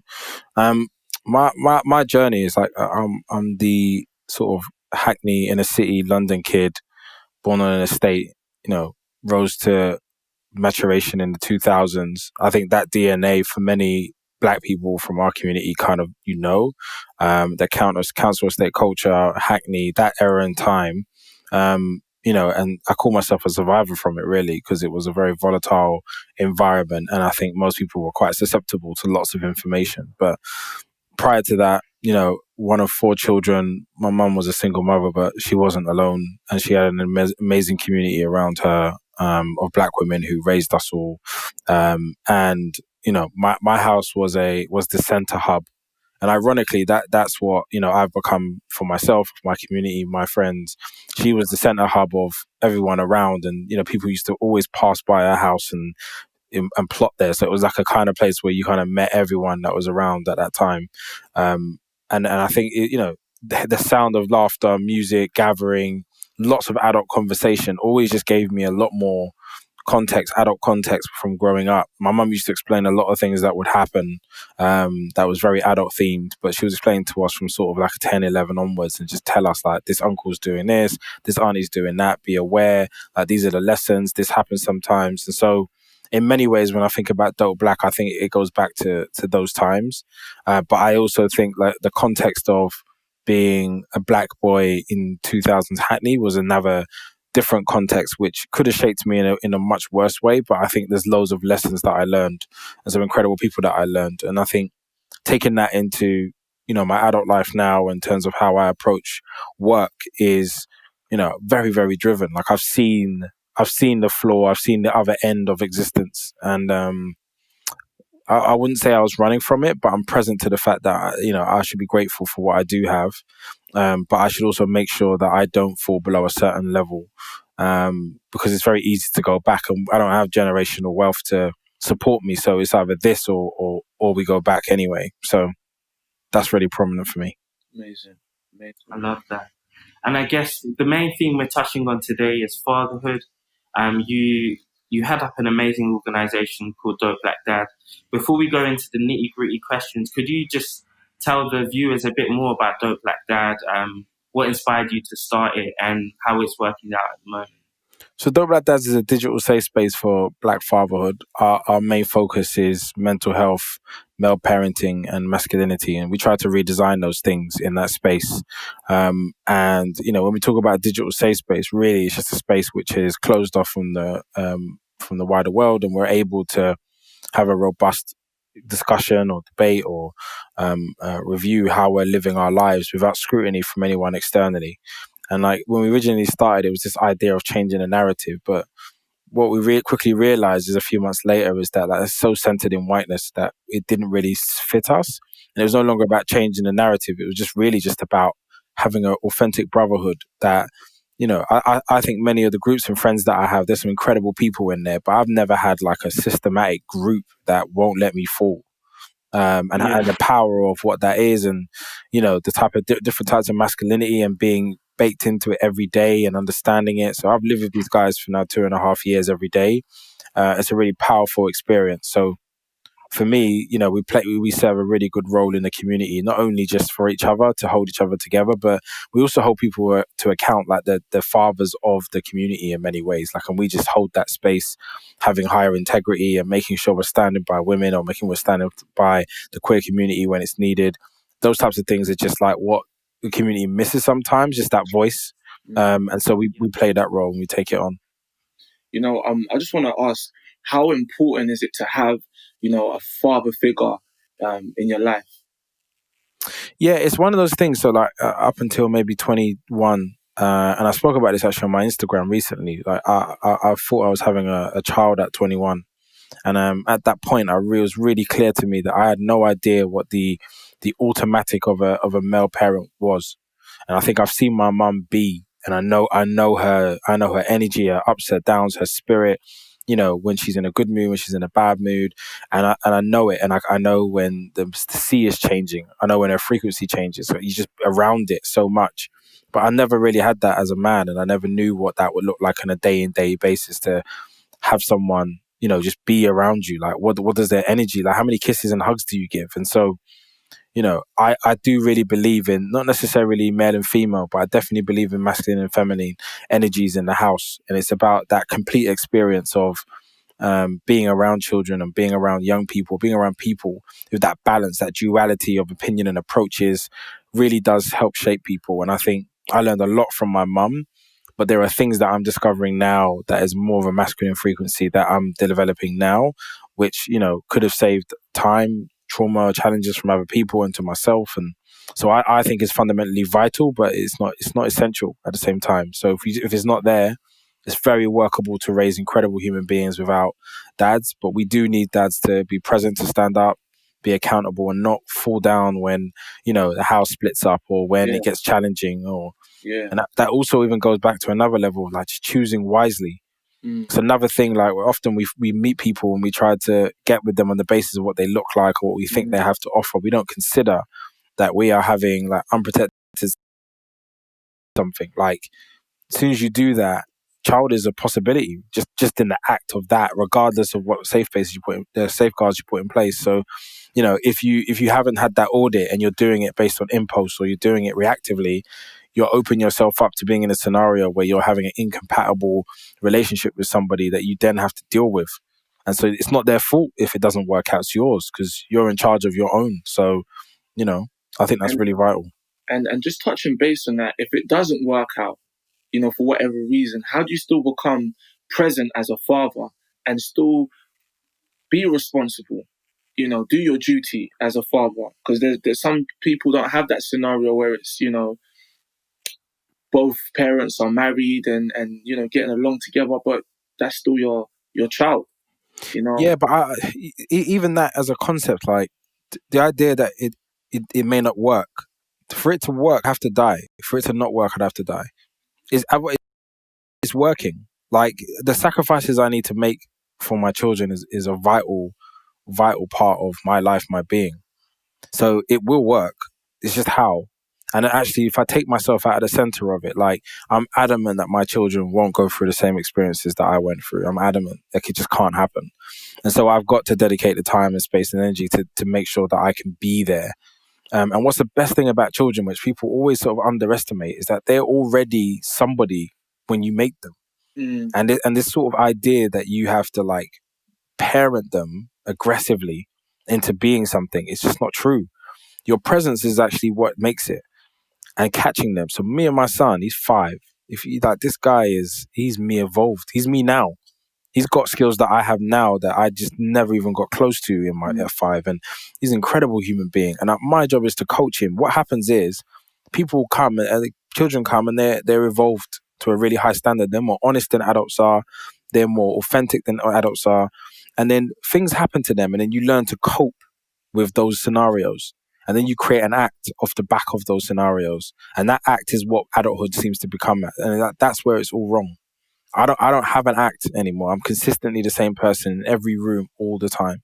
It's really funny because Jay-Z said something like that. He says, I'm myself in every room. Yeah. And I didn't take it in that way, but that's ultimately what he's saying is I don't go in one place and be like, hi, I'm Marvin Harrison, and another room where it's like, yo, bruv, did it? Like, it's the same Marvin. And I just think, although I have a will, I don't put an act on to survive that room.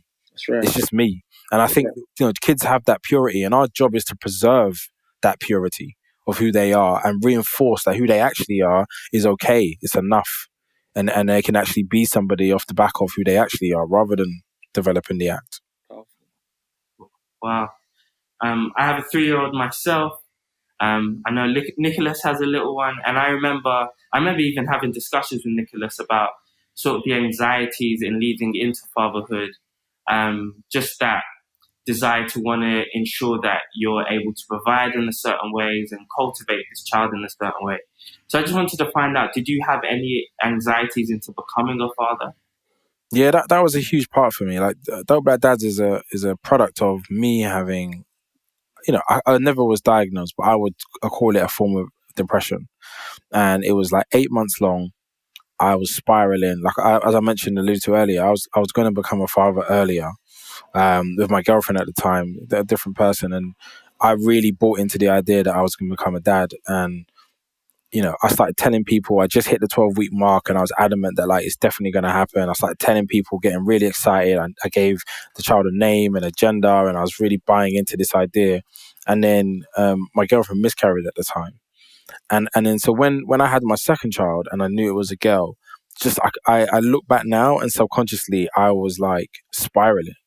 Like the fear of that even hitting me and becoming real was really, really loud to me. So, I needed someone to speak to, and I wasn't really. I did some therapy. I'm not like therapy is really, really important. I check in often on it, but I think I just needed to hear from other men.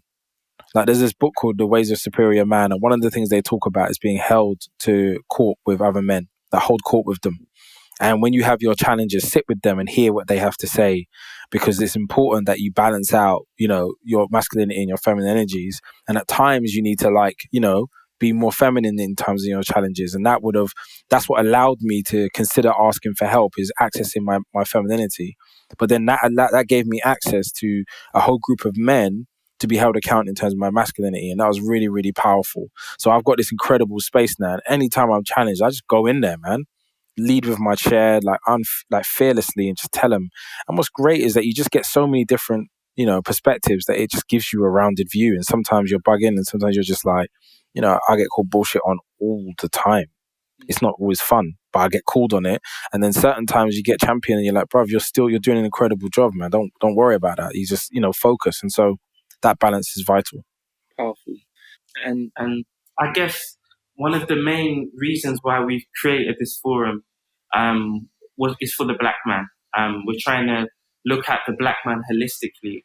And with the pressure and weight we feel in the West as black people, did you have any fears around bringing a child into that kind of environment? Do you know what's really interesting is that yes and no. Like I think I've always been present to it. Like I think it's baked into us. It's sold into us by our family, by our school, by our, we all sell it into each other constantly that we're not home, and that's going to be problematic. And so these are the things you've got to do to survive. But what I've become more and more aware of is that we all need to update our thinking into the present. The context of our being here is very, very different. It's very hostile at times, but it depends what channel you're tuning into. And I think even myself, I get lost in, what's happening on Twitter on an hourly basis. And you realize that there's an echo chamber of psychosis. It never ends. Every hour. And this is why I stopped doing majority of like press. I don't do radio and TV like I did before, because I used to go on and in a week I would talk about Danny Baker, you talk about George Floyd, you talk about Ahmaud Arbery, you talk about one woman said this, the prime minister said this. It's just like you're just chasing. Football did this. Some white woman who's like never met a black person before is on BBC saying this, and you're just constantly giving voice to all these things that happen. And sometimes it's like I don't even have a view, but you're just there as that person to get a view from, and then you end up creating views on things that you potentially wouldn't have had a view on, and you've got to be able to be more actionable. And it's not about being reactive. So yeah, I'm very present to, I'll call it the F-freeze, but I don't want to swear in your podcast, but I'm more present to it. But I'm also just like, what's the actionable elements that we're chasing? And that's why I look at you and I'm saying like, bro, if you need me, like, I don't even work on Fridays is my off day, but I'm like, I'm coming. Like, where are you? Because there's people who are moving and you show up for those people because they're the ones that's going to make the difference. You're making a difference. We're making a difference. And I'm on the court with all those people all the time. The people that are like making loads of noise and just yelling at people online, I'm less. I get it. And sometimes it's important, but how do we turn that into action? And so for me, I want to move. I want this to end. I don't want to keep doing this. And I think the amazing thing and with that being said and done is that we both have our, separate platforms that we're equally trying to do the same thing. And it's amazing that we can demonstrate that for people to see that, we come together and there's strength in numbers, so this whole conversation is for other races, to be educated and to understand what it is that we go through, and also for our own to know that this is a safe place to speak and to listen. Which is really incredible. I really wanted to just ask the next question to say, for you, what is the difference between a father and a dad? So contextually, I stopped differentiating them both. And the main reason, like, we know the biology of like you biologically are somebody's dad, and a father figure is a father figure role that anyone can play. I get that, but we all need to show up for everybody. So I'm present to the fact of like sometimes even like the demarcation of black, it's just problematic by measuring it and getting into the minutiae of measuring it. Like, how black are you? Can you, before you comment on this thing today? I think what we then do is draw lines within us that make us even easier to divide. Because once there's a hierarchy, it's immediately problematic. Like, we'll reward this group, but black women, like, nah. And then what then happens is like, yeah, but like they like me and they let me into the places and da da da da. So father and dad, like, I want men to play that role. If you're an uncle, you're in the game with us. Like, it's not like I don't have any biological kid. You're in the game with us. Like, let's go to work, because there's so many children who don't have that engagement. There's so many people who don't have masculinity in their life, healthy masculinity in their life. It's like, let's all show up and let's redesign it. Which is why I created Dope Black Men after Dope Black Dads, because I wanted a collective catch-all for everybody, because we need to move the conversation forward. And, we saw this week with, a particular music artist who's like, that those visuals are disgraceful, but people are still intellectualizing some crazy abusive stuff. And, we're miles away from where we need to be, just on a human level. Let's not even make it about black and men. We are miles away from, if people can record something happening and you can still justify it, we're miles away. But we won't have it. We're showing up for those people. We make those statements. We stand by the women in those cases. We stand by, we make a view on what's right and what's wrong. And we're not afraid to get it wrong, because we have to if we're going to make real change. And with all the success, that you've been, engaging with and elevating towards. We're talking about the early years, working with Drake, working with Ed Sheeran, to your position now corporately, as well as just raising this amazing business that you're doing. How are you able to manage and balance, your ambition, sorry, and business and work side alongside being a father? How are you able to do that? Because I was having this conversation with Will, and it's like, it's a job in itself, to take time and focus on your kids, because they deserve all your attention. But as well, your business is needed for you to provide. So how do you balance the two? I think for me, one of the things I had to identify is that a powerful hour with me is better than 4 hours of me distracted. And so I clearly demark time for my children, and I put that time in a diary, and I show up on time, give them that dedicated time, and then allow them to be themselves in their own way outside of it. So I think that for me is fundamentally important. um my life is very, very busy. Like my days are packed until mid-December in reality, every day. And I think, for me to actually fulfill all of those things, I have an incredible team. They help structure my day, but I also just check out sometimes. Like there's some days where I'm just not on. I'm not being that person. I don't need to be like this. I'm saying, there's certain things I just stopped doing, like doing certain press or showing up to certain meetings. And I remember Black Lives Matter happened. I was on a Zoom call maybe 6 times a day to my community, other community leaders, other groups, discussing what we need to do. All those groups have like disappeared. I don't even know what their productivity is right now. So for me, it's like I got to make really powerful choices about what do I commit my time to, be really intentional with my time with my kids and show up there, but then like have a really rigid structure for like my work. And so, Tuesday, Wednesday, Thursday, I really push it to the wall and go really hard. I do half a day on Monday, half a day on Friday. Those mornings are with my kid. I take my son to school every day, no matter what. And that just allows, then free weekends are a bit more free, but I'm really structured on that, and I don't give it in for nothing. Amazing. And I love that you referenced the David Derrida book earlier, The Way of the Superior Man. It's a book I actually read earlier this year, and it really challenged me around a lot of things. And I guess it leads me to the question: what does healthy masculinity look like to you in reality? What's the true kind of ramification? How does that actually look? It basically comes back to me as like the concept of dope. So when we talked about Dope Black Dads, when it's set up, it was just an alliteration. It didn't mean anything. But the dope was really, really like about your openness to growth. And that's what we always end up defining it as. It's because it's not like you're dope as a destination and you just arrive as this rounded person. People still make mistakes. I still make mistakes all the time. But I can hear where I've become fallible in my masculinity, and I can address it, and I'm fearless in doing so. And I have to stand in my own mud often. And all of those things are like really difficult because, when you grow up with this sort of idea that you're desperate to be perfect. Like, I'm taught perfection. You got to be better. But no one ever tells you just to be complete. Like, and that's the yin and that's the balance of you. Like, if you can't accept the fact that you yell at someone and tell them to shut the F up, and one day you cuss them out and you're just angry, like, I own it. Like, I'm sorry, yes, but I'm owning the fact that as a part of my personality, when I'm triggered by multiple things, I get angry sometimes, and I'm trying to get better at it. But if you pretend that you're this perfect, smooth, like unbothered, everything's like stoic, and it's just like it's just nonsense.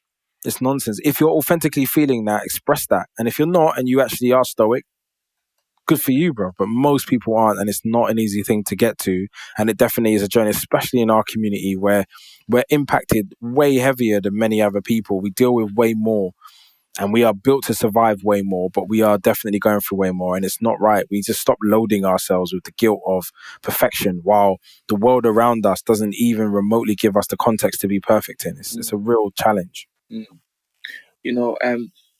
That's real truthful. And you'll be really being authentic saying that.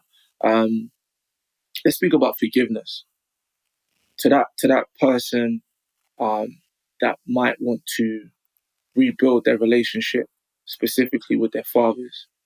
What type of advice would you give?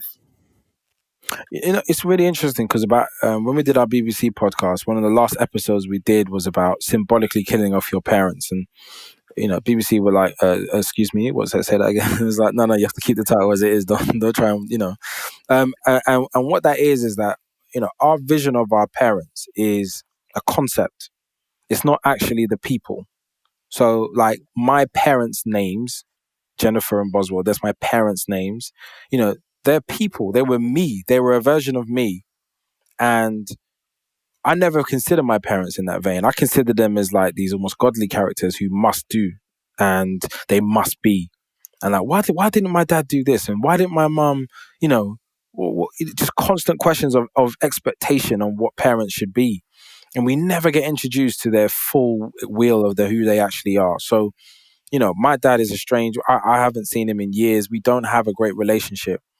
But what I've decided that if I run into him again, I will 100% have a conversation with him because the stuff I need to know, the stuff I need to learn, like what I always thought to myself, if my dad wasn't of the value that I placed on him, then I didn't want to sit down with him. And that was basically, if he wasn't like, I'm going to say Cliff Huxtable, not Bill Cosby, but if he wasn't that guy in my life who was like giving me rounded advice, busting joke and like had money and, being that honorable person, then I just didn't want anything to do with him. And what I realized is that there is a connection between us that I need to understand. Now, I don't even know what part of Jamaica my dad was, but I don't know how many brothers he has. I don't know how many sisters he has. I don't know if I have other family who could be incredible people who could provide insight into my grandparents. I don't know anything because I allowed hate to fuel me for so long. And I missed out on just information that can help me complete myself. So, I think it's vital you sit down with your parents. I think it's vital you listen to your parents without any attempt to reply. Just hear them. Like just understanding what they came through, the context in their being in this country or their context of being a man in that time. Like what was it like being a man in 1970, Britain with high racism, low education, I don't know if he was like beaten up or beaten or bullied. I have no idea. So for him to become that, people don't become the monsters like he did by like being loved and cared for and supported and fed. Like that comes off something, and I want to know. It's not okay, but I want to know.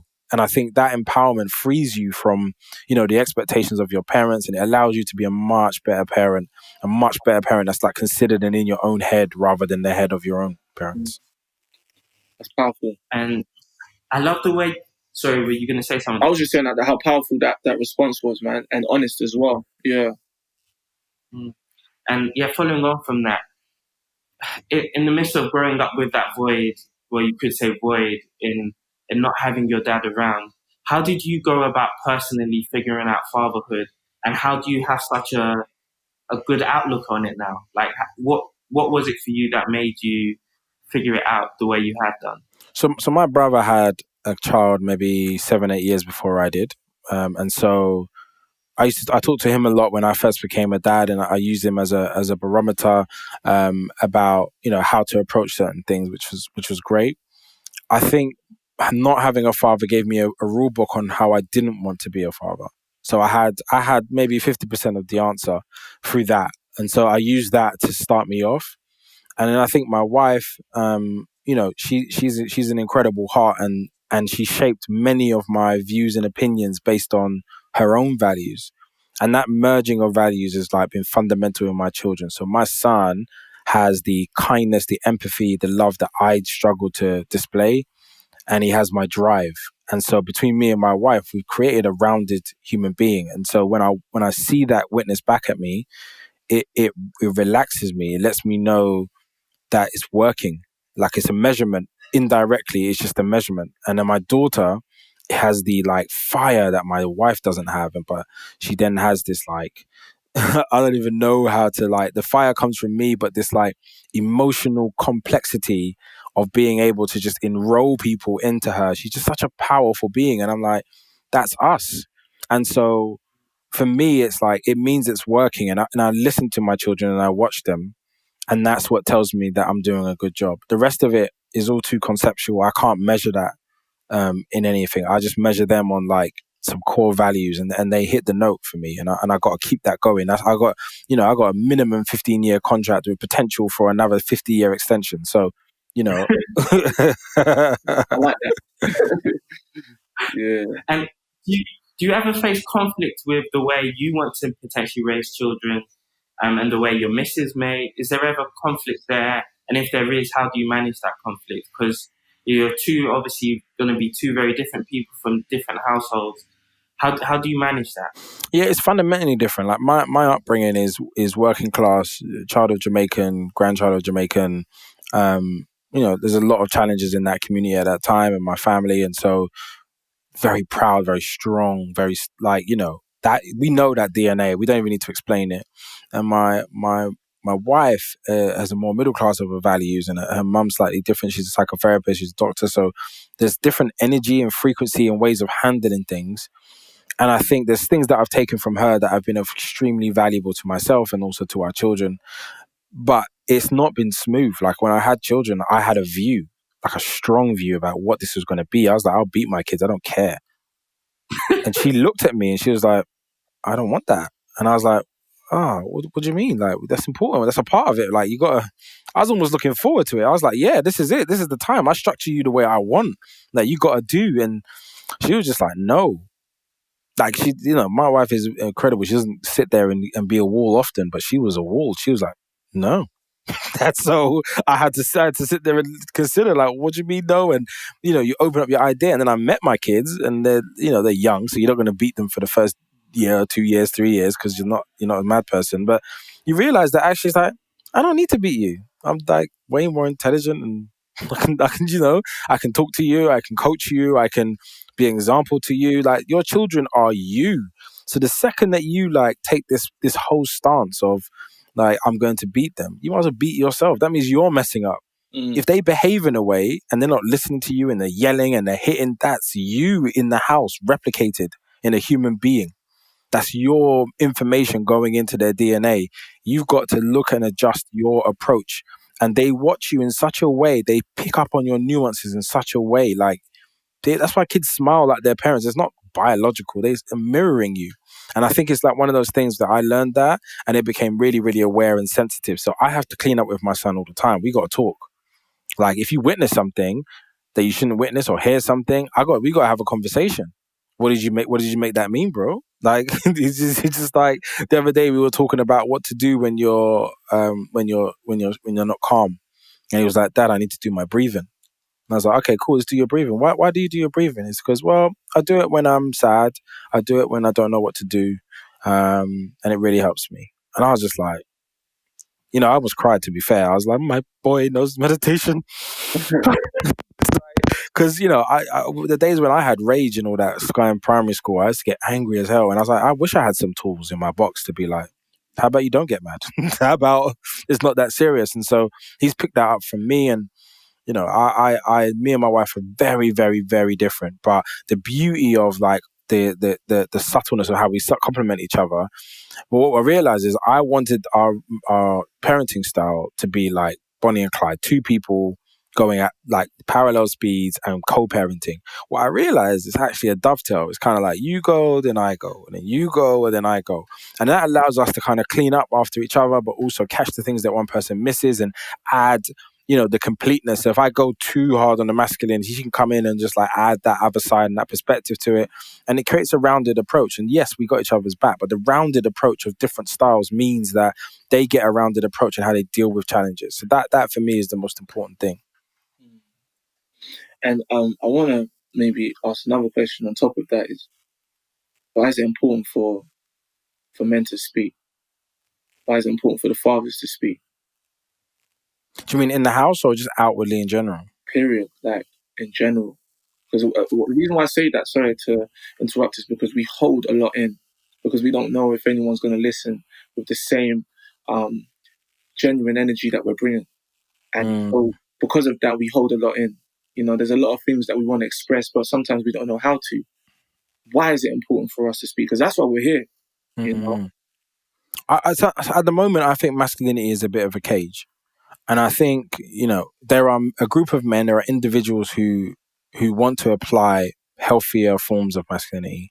And then they engage with more historic and traditional forms of masculinity. And then it ends up being eroded. Like, how many times can you share that you're impacted by something and have your group of friends or the people around you not connect with you on a human level? They just make it a joke, or they make it, something, the weapon that holds against you. And those days are over, bro. Like, we're raising another generation of humans. We're evolving as a whole set of humanity. I'm not going back. I will just cut people off. It's just not accessible. It's like, I need to be in that state. If I can't sit there and share openly about how I feel, what's going on, and get a mature response or a rounded response, it's just like, what's the point, man? Like, I really want to experience an incredible life. Like, and I realize that my life is made up of the people in it. So having a Dope Black Dads and a Dope Black Men's group, and interconnected to all these dope Black women and mums, my life is fantastic. Like, I have an incredible life, because the actual measurement is that if I need anything, there's hundreds of people that I can ring. I can go to South Africa right now, get off a plane, and there are like 200 people who I know will come and check for me. Same thing in New York. Like, that for me is the people that I've put in my life to make my life of value. And so, I think, the idea of sharing and speaking is the most fundamental point of humanity. You can't do this in your head. Like, there's a book called Untethered Soul. It's an incredible book. And it just, like, when it spoke to me, I was washing up. I had to put my washing up down. I was like, my Lord, you're just giving me some serious ones. I wasn't even ready. I was like, yeah, I never listen. And it's basically about the voice in your head and how it leads you, and it creates behavior and it creates emotion. And it talks about how it can lead you into things that you don't even believe. It's not even your values. Because, if you think somebody doesn't rate you and you've got to engage with them, in your head, you're like, this person doesn't rate me, man. And you're just getting more, you're just talking about yourself, because I saw what they did then and they said this thing that way. They don't rate it. And you're getting so amped up that by the time you meet them, you're in like fight or flight mode. And they've not done anything. They just turned up.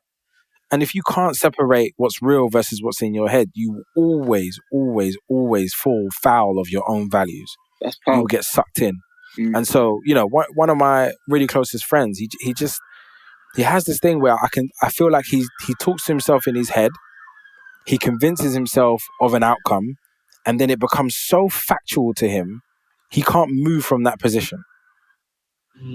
And he's like, that conversation you had in your head wasn't real. Nobody partook in it. You have not discovered anything. You've just convinced yourself that everything is this and everything is that. But if you come into the world and you tell people, like, the test for physicalness and reality is physicalness and your word. Those two concepts is like really, really powerful. So it's not just I thought it and I felt it, because feelings aren't real. They're important, but that's not a test for like reality. The test for reality is if I say it and I create it with my language, or if I touch it. Anything else other than that is too conceptual, it's out there, it doesn't exist. And if I want to create it, I got to say it. And when you start taking it out of the concept and into the word and into physicalness, life just starts to become really easy. It's a huge concept, and I appreciate we're talking about this on the podcast without the full context and the background of it.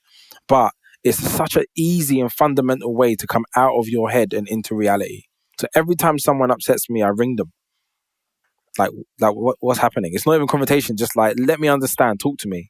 And then I have to complete it with my language. I've got to say, that impacts me. I don't rate that. I don't like it.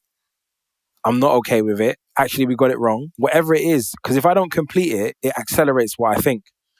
And then I start acting off the back of it. Like, no, they're trying to, they haven't even done nothing. They're just like, they're at home thinking about something completely different. And I'm adamant that their whole life is centered on me. And it happens.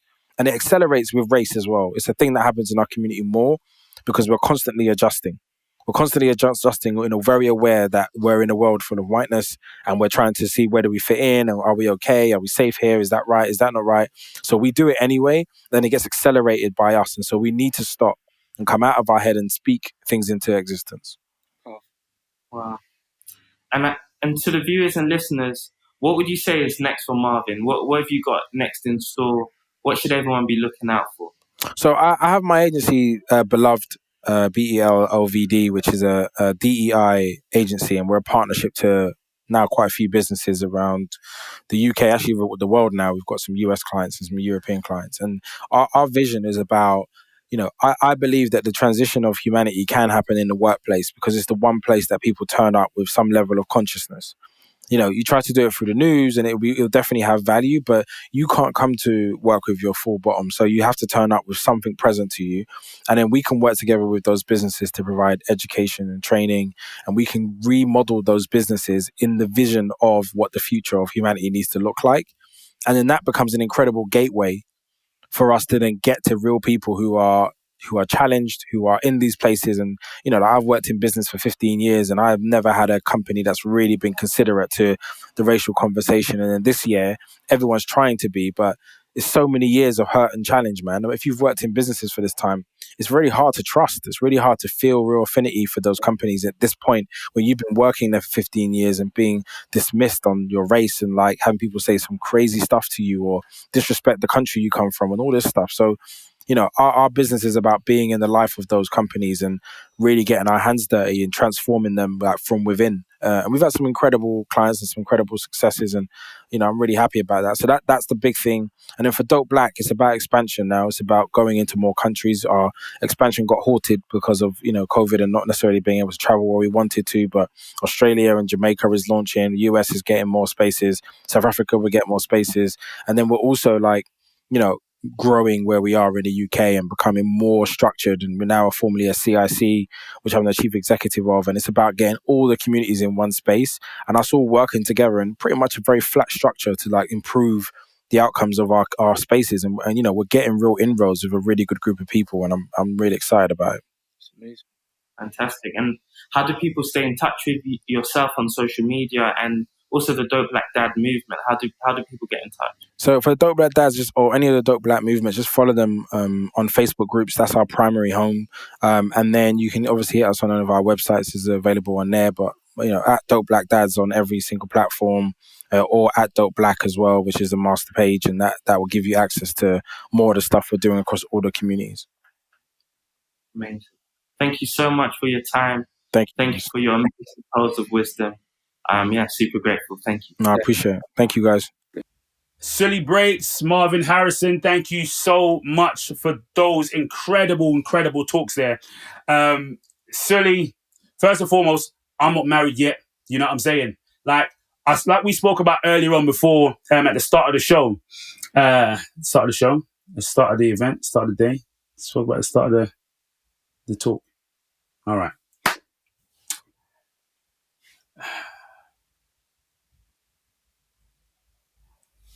Start of the day's blessed, bro. Start of the day, yeah? That's blessed, bro.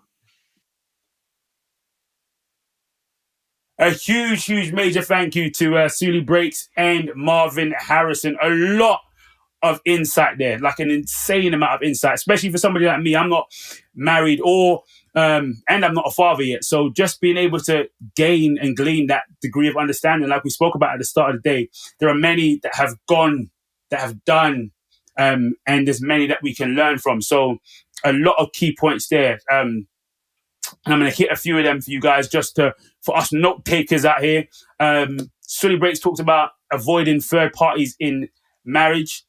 And I think like a lot of us have got third parties popping off in a lot of relationships, you know what I mean? And sometimes it can be a little bit contentious. So I think it's really good having that there and the understanding of that. And then the importance of conflict resolution and addressing like any sort of issues that we have in real time and addressing it head on. None of this, heavily sweeping things under the carpet, because sometimes they kind of resurface, and Sully also touched on shared values in relationships and shared values in relationships over shared interests. The values is a key part and a key component of the foundation of what you build on. The interests come after that, so having that valued allows you to then build a framework from which to live. And I think that is absolutely incredible there as well. Marvin, the funny thing about it is, like, Marv, I know Marvin. Like, Marvin, I love what you speak about over here. I love what you do within Dope Black Dads, Dope Black Men, and just hearing you speak from your own personal perspective of your relationship with your dad and then your relationship with your kids, and how we can all have a degree of understanding and learning about that. the importance of community and accountability. And a major shout out to you, Marvin, on that, because you really work on, if you don't know, Marvin really works on building a strong black community, a strong community of black men, of black dads, which is exceptional. But then also speaking about the importance of both masculine and feminine energy in one household to bring about the balance, you know. The presenthood of fathers, one powerful hour is better than 4 distracted hours with kids. And being yourself in every room, just totally being yourself, no matter where you are, no matter what room you're in, but being completely yourself. Also, I also want to re-mention the book that Marvin did, The Ways of the Superior Man, which I think is a book that we should all, if you're into reading, if you ain't, you know what I mean? It's time to get into some reading, okay? So definitely feel free to pick up that as well. So a huge shout out to both of you guys. I think there's a lot that we can learn there. Up next, we are having an incredible talk about entrepreneurship. I'm looking forward to this one. Take it away. Yeah, but just a little bit about myself. Current owner / CEO of Uncle John's Bakery. And for me, the family business has been running for around 25 years now. And the business was structured through my parents. They started it in 1995. And the business kind of was just birthed from them not getting the imports of products that they wanted from Ghana in the UK. So the family had a recipe for baked goods within it. So my dad decided to start baking it here alongside my mum. And that's where the journey kind of started from, really. And the early stages was really tough for them. You know, they didn't have a store. They weren't on the property ladder or anything like that, but they made the best of what they had to build what they could within the community and, you know, try and sustain it to a certain level. And then I got involved. I've always seen the business, you know, in fruition and building here and there, but I didn't really get involved until about 6 years ago. And my foot in the business was really to come in and just kind of redefine and kind of like introduce it into the market. So that's been the journey so far. Amazing. And then in terms of your personal journey into entrepreneurship, yeah, what made you go down the path? What made you want to take on this business? I think for me, I've always been someone that wants to do things, not just by myself, but I'm always intrigued by creating things, seeing how far I can build it. And that was something that kind of stuck with me, especially when I used to do music as well. And I carried that through in my musical career. I carried that through when I was in university. So for me, being a creative in that aspect and translating that into business was something that was pretty much natural. But I think one of the hardest things to learn and to gain along that kind of journey was resilience.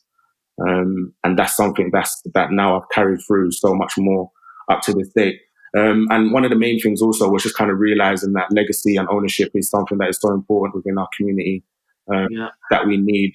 And, you know, I've come from a background of doing entertainment, come from a background of doing sports also. And I feel like that narrative is always pushed 10 times more than showcasing people that own businesses, you know, how to build things from ground up. And I think if we can showcase a bit more of a wider narrative, then it gives, you know, the next generation and the generation that we're in at the moment a chance to see how to do things on a wider scale, and not it just being, you know, being a music artist or being in sports. We are good at a lot of other different things. So that was kind of my path. It was a journey I saw that is much bigger than myself. So I decided to take a step back from music and really, you know, tap into the legacy, basically. Yeah. And let's speak about that, because I remember heavily, you know, you on the music, you know, and you were killing it as well, you know, and it was like I saw that kind of slow down and then just saw you take over, you know, the whole Uncle John's Bakery and just really elevate it to a different place. Was that always part of the plan, or did something take place? You know, what was it? Because we've seen such a, you know, great type of elevation to the business. Mm. But what was it? Do you know what it was? I think I reached a crossroad, and I think for me that crossroad was like, music is great and it's a passion of mine and it's something that I've done from young and I've always been into it, and creatively is something that I feel will always stick with me through life. But with my parents' business, I also realized that they had reached a glass ceiling of where they could get to. And, you know, as we all know, like the older African generation may not be as savvy on in terms of digital culture and how to digitize the business, or understand the power of branding and understand the power of marketing and sales and stuff to a wider capacity. So I think one of the biggest things that kind of drew me in is when we were approached by Tesco's to put our products inside. They had like a partnership with another company called Euphorium. And at that time, I was still doing my music stuff and I was still kind of like 1 foot in, 1 foot out. So doing that project and kind of seeing how the wider market took to our product kind of gave me an insight, actually, well, if I'm not going to be able, if I don't do this, who else is going to? So I had to have that discussion with myself to say, you know what, maybe let me put music to the side for a bit and then really step into it. But then once I really started getting involved in the business and really started to learn every single aspect of the business, from going on deliveries, from actually baking, from selling inside the store, from organizing the operationals and everything like that, it made me realize that, okay, to juggle the two is not, is not for me, it's not going to be easy at all. And I think also when you have a child as well, you tend to look at the future far more in detail than you do when you don't have someone that's dependent on you.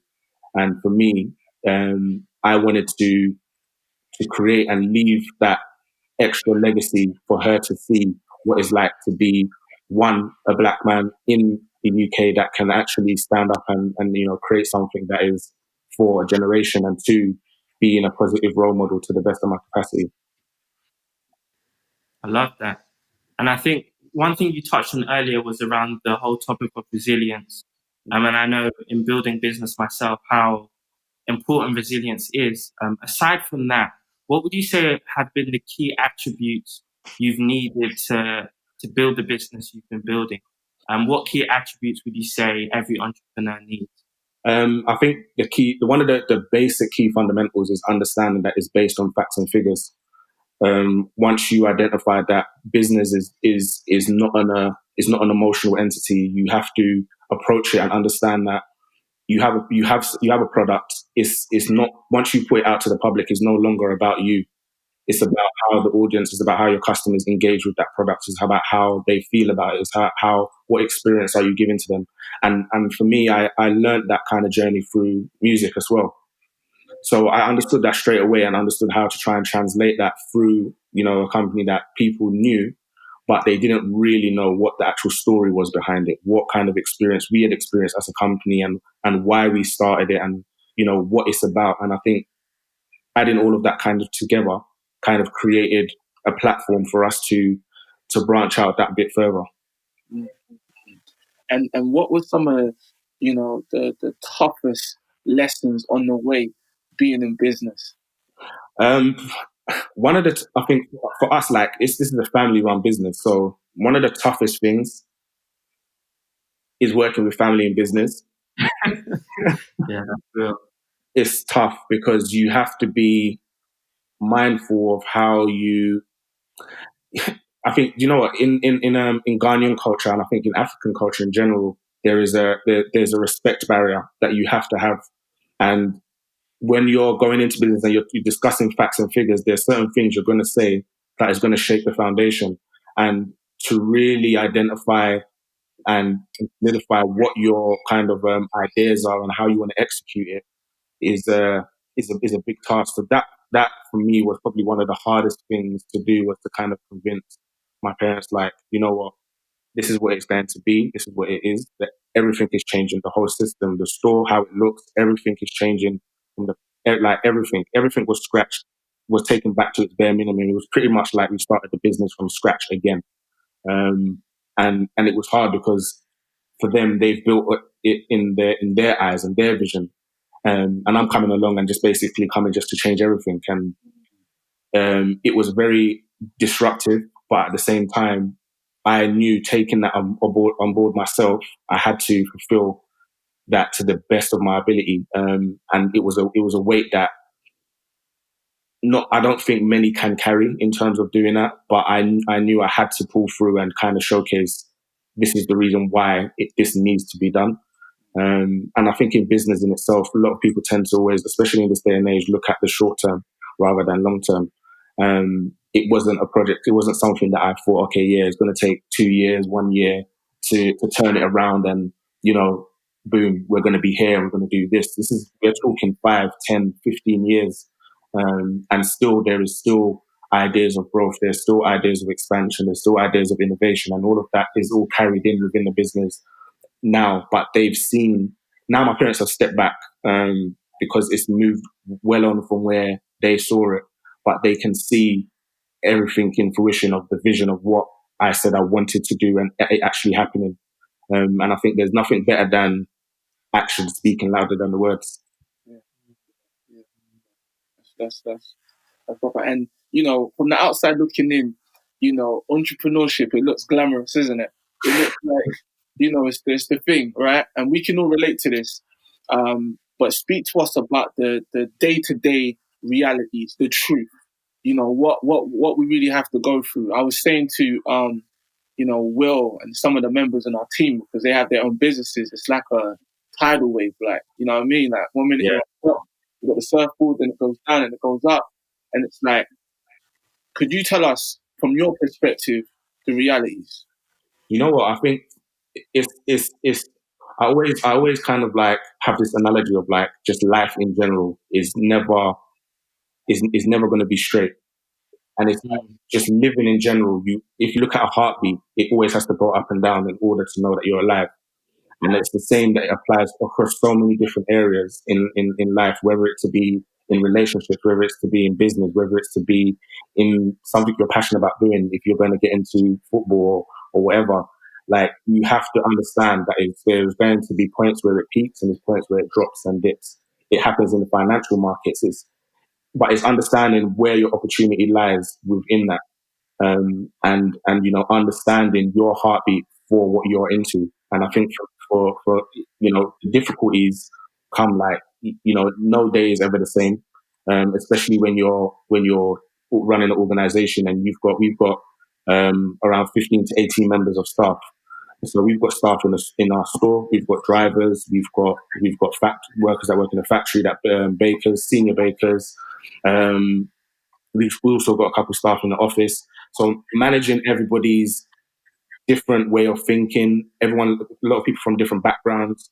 So you have to have a strong level of emotional intelligence as well to understand how to speak to people and how to really understand how to communicate what you want and for them to see and share that vision.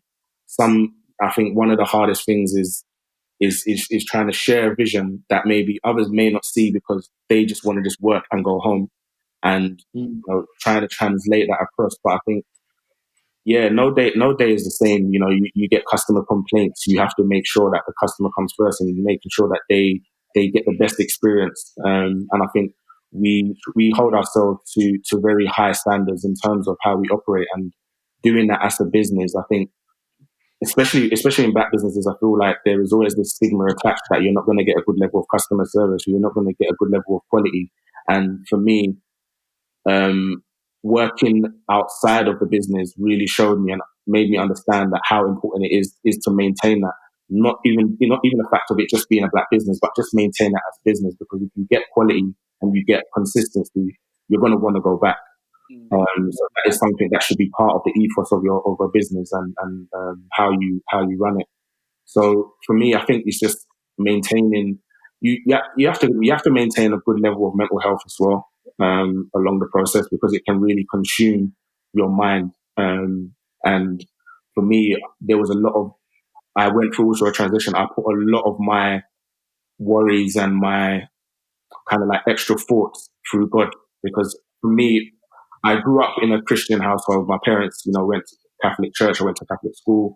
But as I got older, my understanding of religion and stuff like that was a bit more changed. Like I saw the world very differently. But as I got older, I realized what my purpose was, and I realized that the driving force behind the wisdom that I'm looking to attain and the strength that I need is much bigger than me, and it's not going to come from just me thinking that I can just do this myself. Like I have to use, like God has to be there as part of that, and I think that's what's kind of carried me through today. And I think everyone's different. Everyone's going to have something different that they may use or have that guides them. But for me, that is what was the main kind of guide.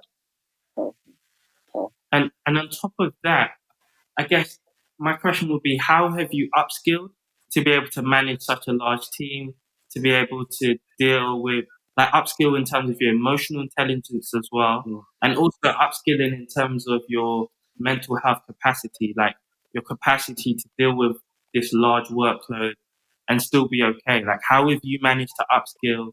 Is there any advice you can give to people to ensure they can live up to those demands? I think a lot of the time we tend to like stress ourselves about what we're going to do tomorrow, but I always feel like and think that tomorrow is never promised. But if you prepare as much as you want today, then when tomorrow comes, that preparation will meet the opportunity. And for me, is staying calm within myself, is also having a very wide perspective of how I see things, how I view things, how I interact with people.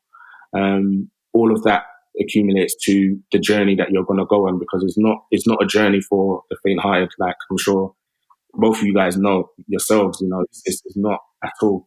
And there's lots of times where people will see, like you're on this platform or you're doing this partnership with this company and you're doing this and that, and it looks great, but there is a lot of stuff that goes on that people don't see. And for me, I never shy away from saying that side either, because there's a balance. It has to be a black and white to everything. There has to be two sides to everything. It can't be all glory on one side and there's no doom. Like you learn from your mistakes. So I always carry this thought of that you never really lose in life. You only either you win or you learn. And that's how I kind of carry my thoughts. Do you also ever feel like being a black man has, directly hindered or contributed to your success in the UK? I mean, I think like there is a stereotype attached, but I think wholeheartedly, if you believe in yourself more than anything, there's nothing that can stop you. Like that's how I think. So if I walk into a room knowing that I'm going to be talking to executives and all the executives are maybe white or Asian or whatnot, I don't view it as the thing of color. I view it as I'm coming with expertise. I'm coming with knowledge of what I know, and I believe that I should be here as much as they are as well. And what people's perspectives are, you can never really you can have an assumption, but again, I think assumptions tend to always can kill a lot of people in terms of like their mindset and how they approach business, because they have this ideology of how people are going to think or what they may kind of feel, and that kind of holds you back from actually releasing the true version of yourself in an environment. So I think it's always just best to believe in yourself wholeheartedly more than anybody else. I think you have to have that. If you don't have that, then you may struggle, because criticism will come along. People will push different kind of narratives to you or say certain things that shape things in a certain way. So I think you always have to have that strength within yourself, that you know what you are doing, and you're willing to learn, and you're willing to grow, and you're willing to make the best of what you have. Yeah, definitely. And I think me and Will are probably thinking the same thing. I'll let you take this one, King. Yeah, so like my question was just because you touched on something which I think is so key. Earlier on, you were talking about how you came from the entertainment and sports field, and how that narrative is often pushed to us as a people. And I just wanted to ask a super open question. Yeah. Why do you feel ownership? Why do you feel being an entrepreneur is important for us as Black people? It's generational. It's something that when you own something, you have the power for it to live on, for the test of time. And it's great to be a musician, it's great to be an athlete, but there is always a point where it stops. But you can own a talent to a certain capacity, and you can kind of teach it, but you can never replicate yourself in that talent within music, within somebody else, because that person has their own aura, that person has their own perspective. But when you own something physically, tangibly, that can be passed on and on.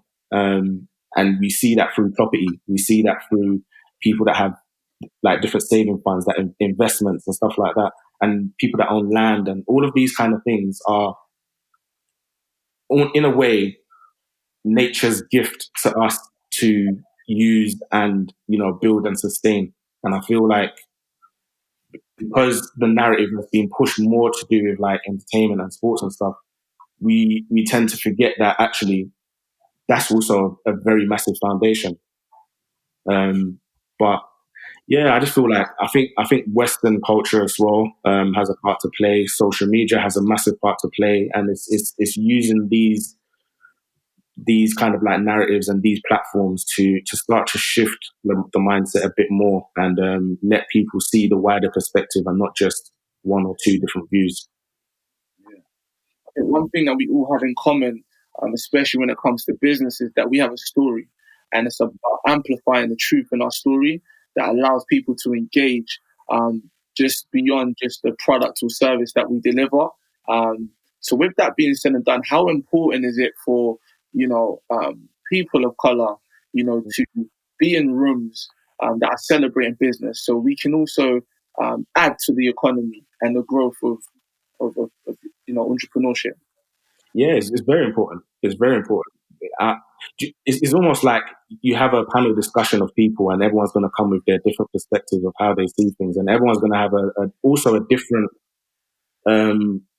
mindset and a different kind of aura of how they do business, or how they view business, or how they see business. And I think including everyone in that kind of conversation gives you a much more broader perspective and a broader understanding. So if we're alienating Black people to be in those rooms, how how do we look at the world? How do we know that it's being run in a fair kind of way? How do we know we're actually getting a general understanding of everybody's perspectives of how they do things? Because we know within Africa we've got an abundance of land, we've got an abundance of so much things to do with agriculture and a lot of raw materials. So when you're sitting in these rooms and we've got all of this to kind of share and push out there, how people need to understand that it's embedded within us. We've grown up with it. It's within us. It's within our soul. So we have to also share that in our way for people to kind of see how it should be used, how it should be distributed, how it should be understood. And I think it's a fair way of living. But when it comes to power, power makes people change. So people want to attain it and corner it to a certain capacity. So it's just about coming together as a community, and coming together as people, and really trying to solidify things moving forward. Yeah, I guess one thing I've always felt, especially in a capitalist structure, we're never going to get the equality that we desire until there's a fair distribution of capital. It's as simple as that. Until there's more ownership amongst our communities, until we can actually make decisions, there's never going to be that equality that we aspire for. So yeah, we're super grateful for your time. We're super grateful for all your inputs. I guess the kind of final couple questions would be, well, firstly, what's next for Sam Mensah? Where are you taking things next? Do you know what? My brain is like a machine. Like there's so many there's so many different things that I want to do, and want to achieve and put in place. But I think the main thing for me is trying to it's also living the now. It's very, very important, because time goes fast, and you have to also embrace and enjoy life as it is now as well. It's all well and good building for tomorrow, but yeah, we don't know what tomorrow's going to look like, but I want to try. I will do my utmost best to prepare and build, a tomorrow that is great in the vision that I see it in. But yeah, in regards to like the bakery and stuff, we've just done like a nationwide delivery platform. So that's tying in with online. So like with the whole pandemic that's going on at the moment, it gives us direct access to consumers. So for me, like B2C was something that we wanted to do, straight away from the beginning of the year. Anyway, it was part of the plan. So it's fast forwarded things, and it's put us in a position now that we can actually do that and develop that, and getting it to people's homes. And I think it's a great way to also introduce it to people that don't know about the brand and want to get it straight away and they can't get access to the store. And yeah, just kind of like further expansion. So we're doing like extra expansion into Europe. I'm looking at the UAE also. And there is potential talks of bringing it back to Ghana as well. So yeah, there's a few things around, but there's only one of me in it, so I have to try. I have to try my best to maintain as best as possible. Yeah. And it's been amazing just to see how you've maximized, seeing the features in, the likes of Guardian, and the list goes on. Thank you. How can some of the listeners and the viewers, that are currently, listening to this, find you, via social media platforms? I mean, yeah, we've got the Uncle John's Bakery platform, which is the Uncle John's Bakery, and like I've got my personal Instagram, which I use from time to time, which is SMX UK.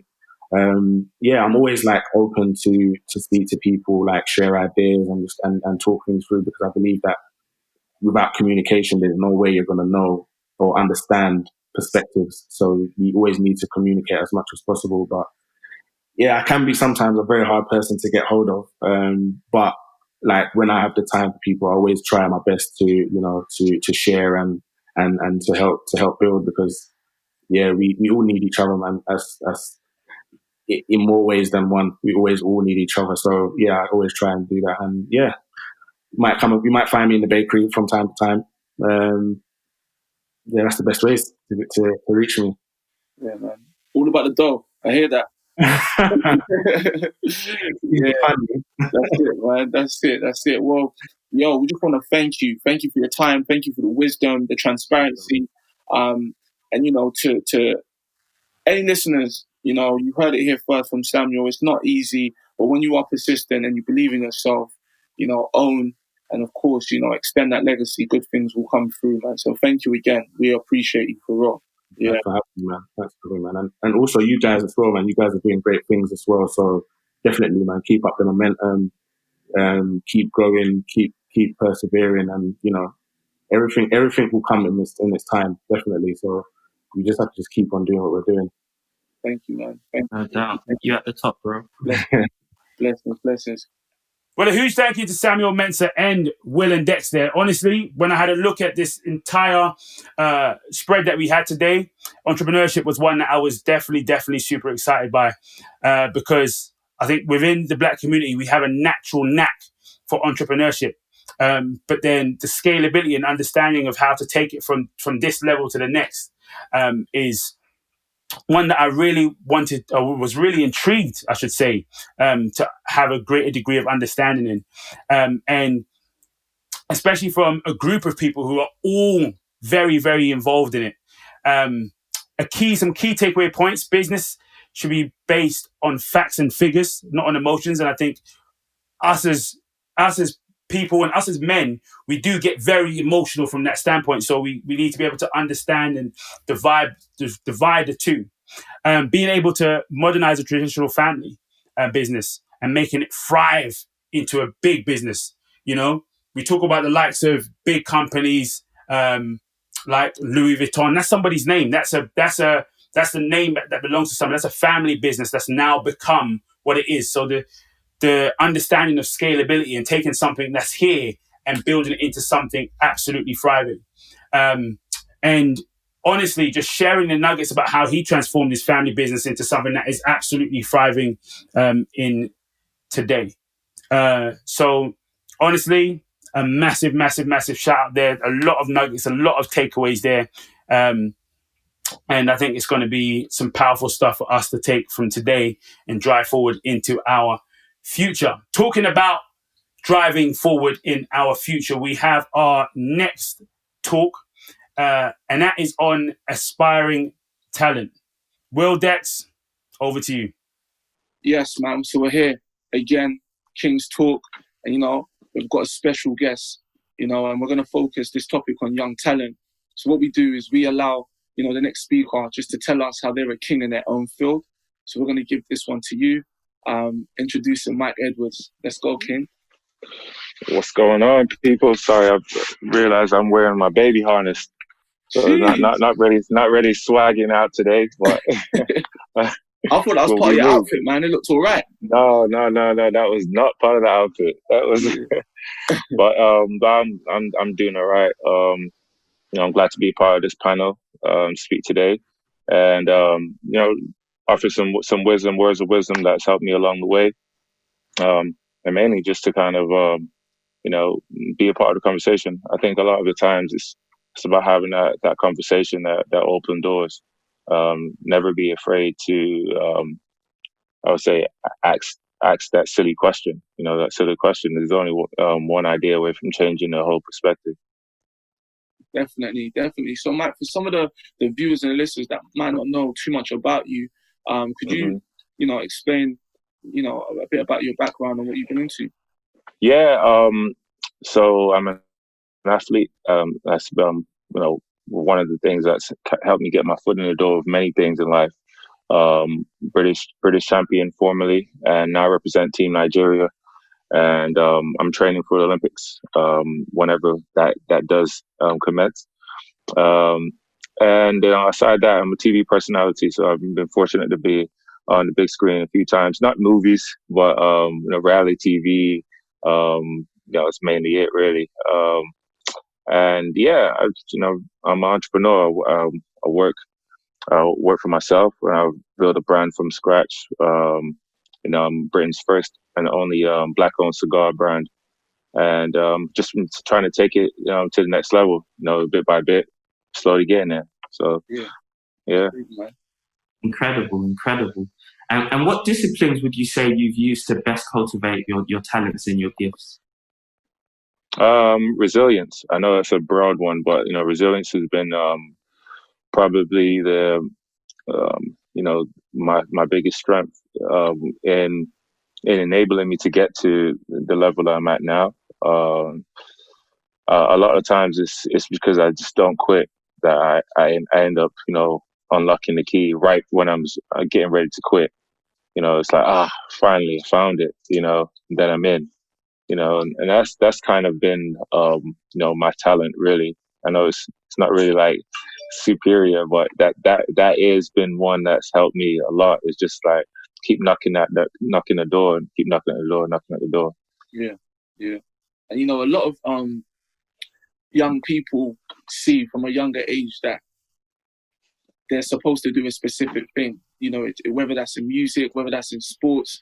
For you, did you have anyone that believed in you from a younger age? And if they did they give you opportunities? Yeah, I had a coach. Everyone always has that guardian angel, that someone that's kind of in your corner from day one. And I had a coach that saw potential in me. That's all they needed, really, was someone that see potential in you. A lot of times we get told all the time, especially in the Black community, you're worthless, you're a bad kid, you're a problem child, you're up to no good. You hear that all the time. You're in class and you're cracking jokes with your team or your peers, and then you're not listening, you're not concentrating. Yeah, that's true. But a lot of times we're just being boys. But then it got to the stage where I was around 15 years old. I was kind of scouted from a coach. He just saw the potential, and he nourished that. He made sure he installed some of his words of wisdom in me, and I. Whenever an elder would kind of take me up under the wing, I always would see it as, this could be, a great opportunity. Let's listen to this guy because he knows more. And, if you have the patience to, I would say the patience to trust and again, trust the process and trust that, the information that you're being given is, will help you. Some of it won't be all, everything, but, there's going to be a percentage in there that you could take away. It's like, wow, this little piece of information has really changed the game. And I think that's what it was. I had belief and trust. Powerful. Thank you. And I guess following on from that, how important is it for you to be that person that you once needed? So the fact that someone could reach down and help you out.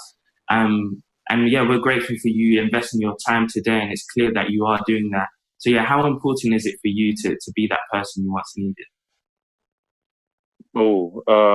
It's important. Yeah, it's important.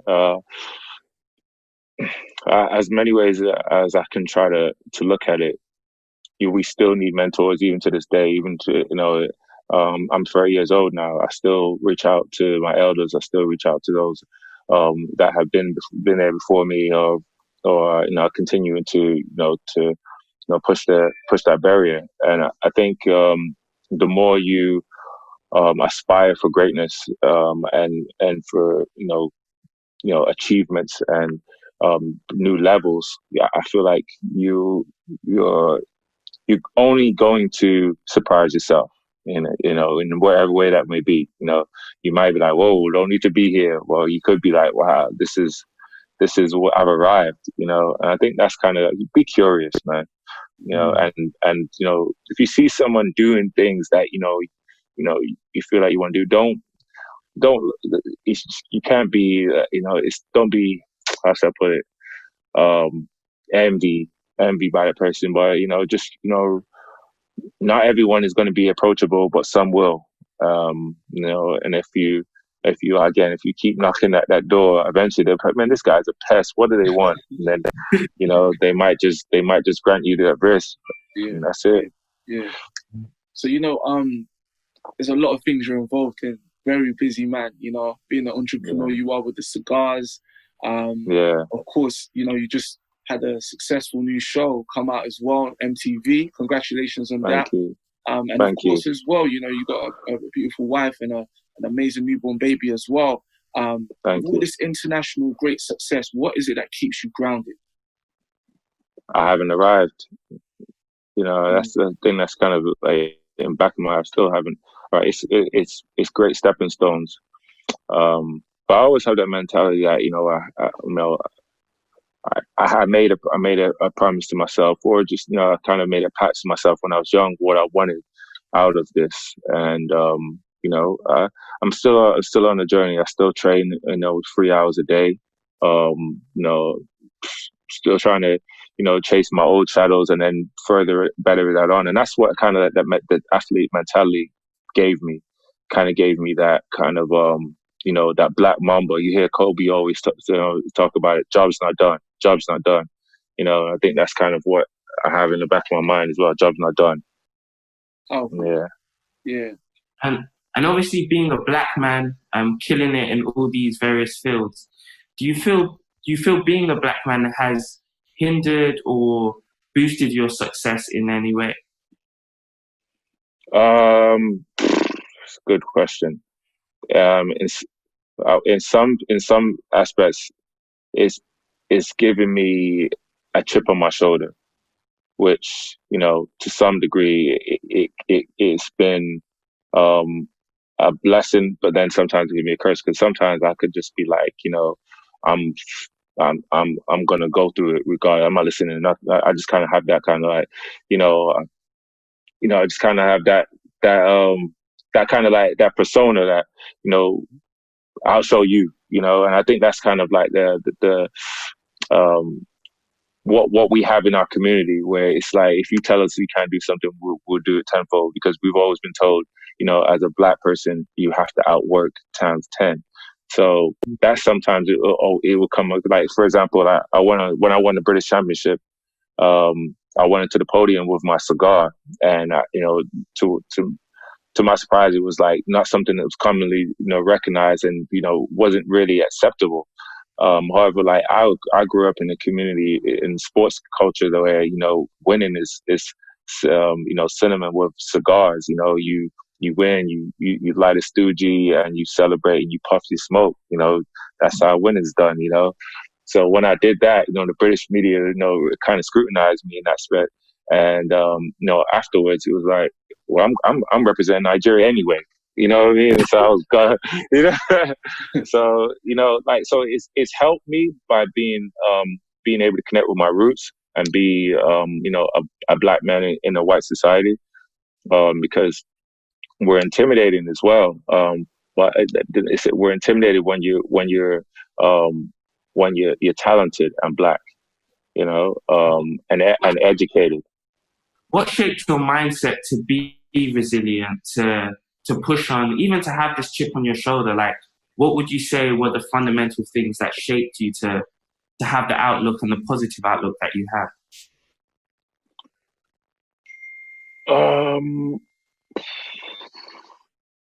Again, I look at the likes of people that have been there before me and managed to be great successes, and I see also the ones that have come before me and blew it all. And I'm like, well, I don't want to be that guy. I want to be that guy. Look at the likes of the Magic Johnson, my MJ. Guys in the athletic realm that have made more money after their sporting career because they've been able to really managed well and learn about the business end, as opposed to just the sports side of things. And I think that's a lot of times, we get caught up in being the athlete or sports guy, and you lose it all. Like Mike Tyson. So I just trying to be calculated in that sense. I think I used to play a video game with my cousin way back in the day, and I'll never forget one thing that stung me was playing like dynasty mode. You know how it is. You play the franchise mode, and he was the Lakers or something. I don't know. We were playing, and I was winning, and the only way he could get back at me was like, "Man, that's all right. You're just a dumb athlete. I'm the coach." Oh, he says, "I'm the manager, so you will work for me." I was like, whoa. I was like, how can you sting someone any further than that? Like, where you could just like flip the switch and you make the negative or the positive or negative. So I was like, I never want to be in that position where somebody can just look at me and say, "Yeah, you're just a worker." Yeah. You know what I mean? Or you're just a foot soldier. Wow. And I was like, no, I'm going to be the boss. Wow. And I know it sounds, small, but it stuck with me for years. Yeah, that's deep, man. That's deep. And also, I think we can all relate as creatives, as visionaries. Like, visualization is very important. Speaking things into existence is crucial for us. And I know you mentioned something previously about writing a few things down, having it on the vision board. Can you share with some of the listeners and the viewers about your personal experience and how important that is? Yeah. So when I moved back to the UK, it was literally like them stories, a dollar in a dream, but a pound in a suitcase. Literally, I came in with just enough savings to give me a month rent, and I had a suitcase enough for like 2 weeks outfit. Basically I started from scratch.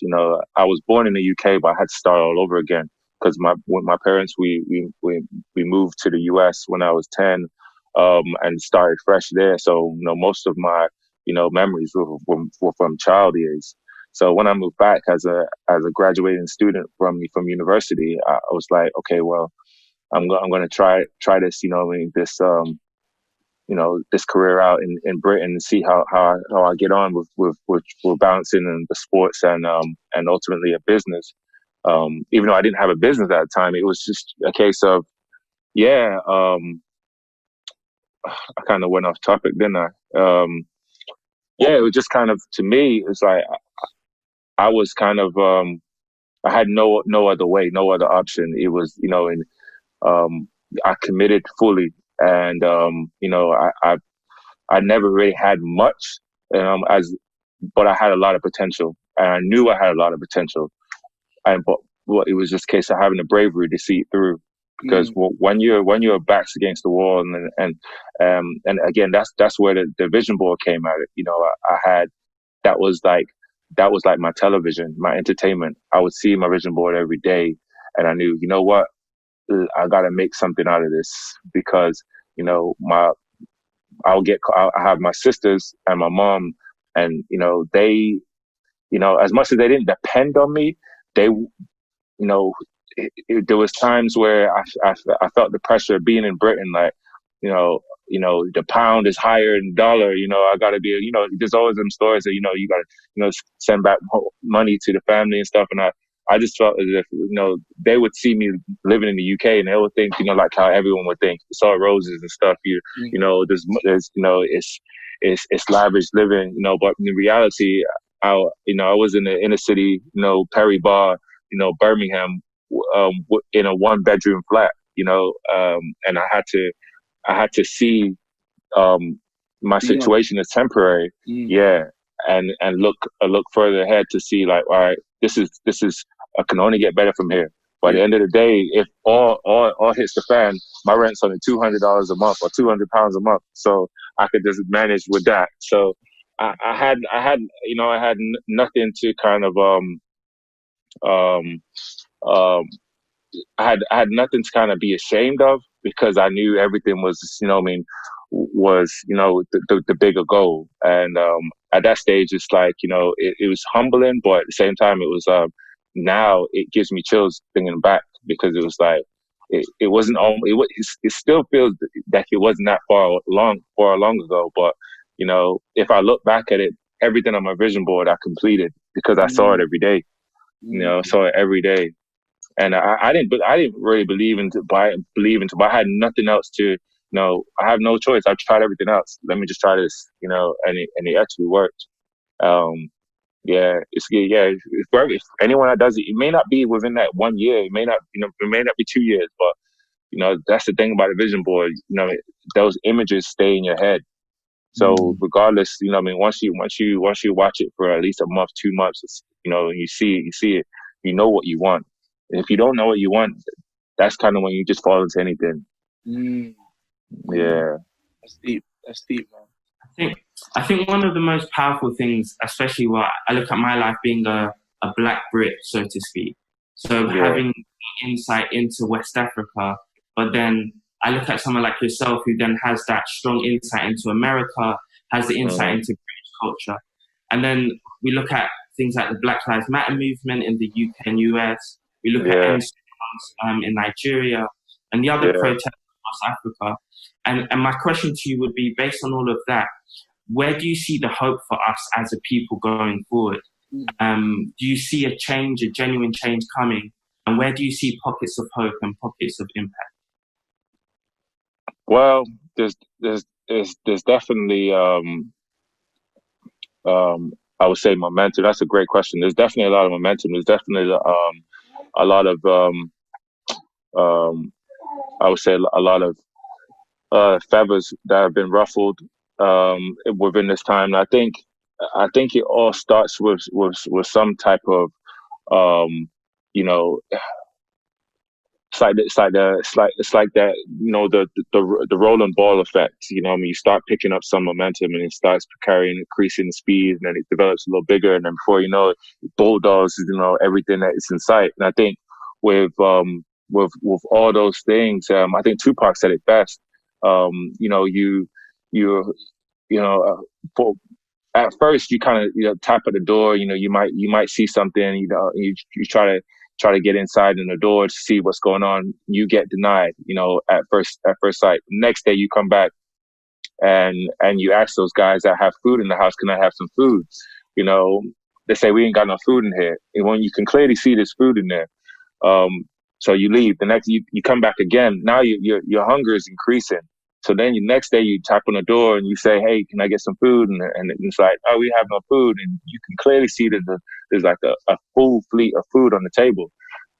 Eventually that tap is going to go from, you know, a knock to eventually the knock's going to go down and kicking the door in, you know. And I think that's kind of like the reality is, like, you know, we say, yeah, Black Lives Matter, you know, quietly, you know, next day we come back, you know, George Floyd is killed, and then we protest on the street, Black Lives Matter, you know, we increase the volume a little bit more, you know. I mean, anything else. We don't know what the people are. We might just, and I think that's kind of, the cycle of revolution. Nothing changes until you get fed up of something.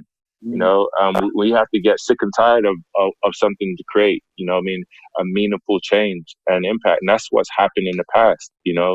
It's like, what, we're tired of this, and we show our true strength in the numbers. And that's what happened with End SARS. This is not something new. This isn't a hashtag that's just came about. The country has been fed up for years, and now it's like, everyone's stuck at home. It's like, 2020 has already been a mess, and then this happens. It's like, oh boy, you know what? Let's just go all in, and we get changed. And hopefully that, 2023 comes, for the election, we really see the numbers. Yeah. Thank you, man. Thank you for being so transparent. And I'm trying, man. You're asking some top quality questions, man. Yo, we had to come correct, man. I mean, for the listeners and viewers that are tuning in right now, we just want to ask you what's next, and also where can we find you on social, media, just let us know what's happening. Yeah, I mean, I don't hide on social media at all. That's one place that I try to throw as many gems out as possible, and just show my lifestyle and my family. So Aries is the handle. That's AIREYYS. You can put in Mike Edwards as well. You probably find me on there. And yeah, I'm on Twitter. Couple millions, We're trying. But YouTube as well. Me and my wife have a YouTube channel with our son, Mike and Perry, on YouTube. So yeah, you can find me on there. And like I said, I'm approachable as well. So if you see me out in person, don't feel like you can't walk up to me and ask questions as well. So as much as the social media, you got to be real in real life too. So that's it. Yeah, that's it, man. And we look forward to seeing the new show as well on MTV. When's that premiering? Well, we've just finished the digital series, so hopefully, fingers crossed, we have another announcement coming soon with hopefully an extension, maybe a linear season. You never know. So stay tuned. Stay tuned, man. Thank you so much, man. We appreciate you. Thank you. Thanks for this. And keep doing what you guys are doing as well. Like I'm be staying glued and seeing how you guys progress with this, and try to get as many viewers to come and check it out as well. So all the best. Thank you. Bless you. Whoa, what a story there from Mr. Mike Edwards. Honestly, just touching on the power and the importance of taking risk. My days, like, honestly, if I had a trim, I'd take off my hat to you. Honestly, just that, how do I put it?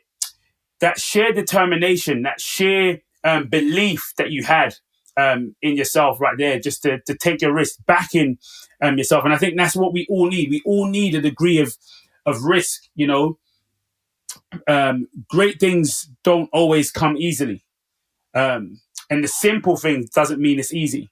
And so when I look at Mike's story, I see so much motivation from it. I see so much that we can all take from aspiring for greatness, daring to drive forward.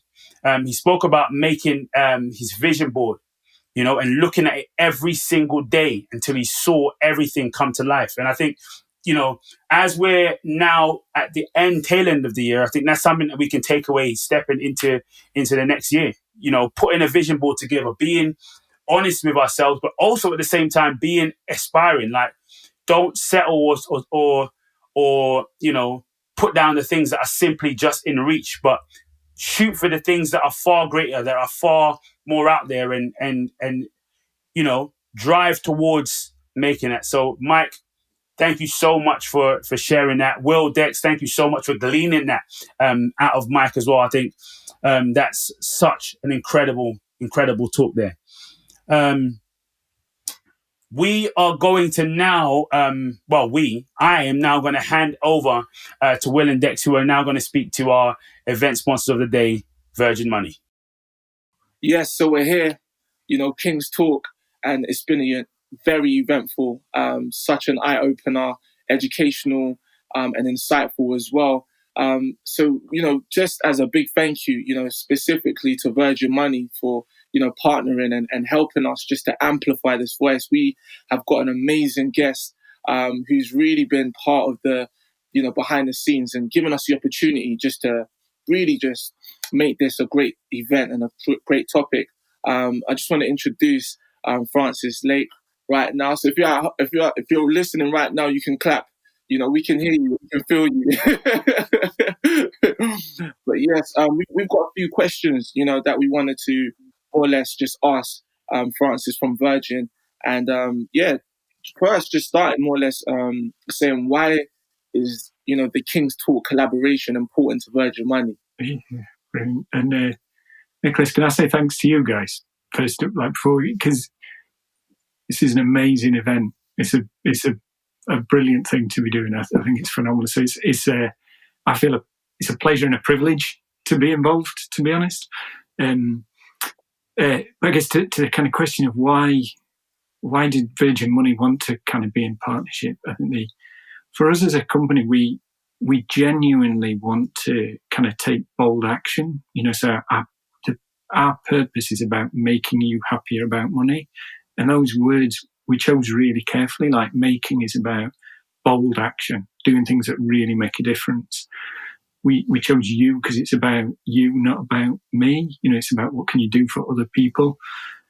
And then happier is about that kind of better emotional state. It's a long-term kind of progressive thing. And then about money, we are financial services, is about money, but we know that money is like a massive issue for people, whether you're an entrepreneur, whether you're an individual, the impact it has on your mental health and so on. So we're really driven to make that kind of big difference.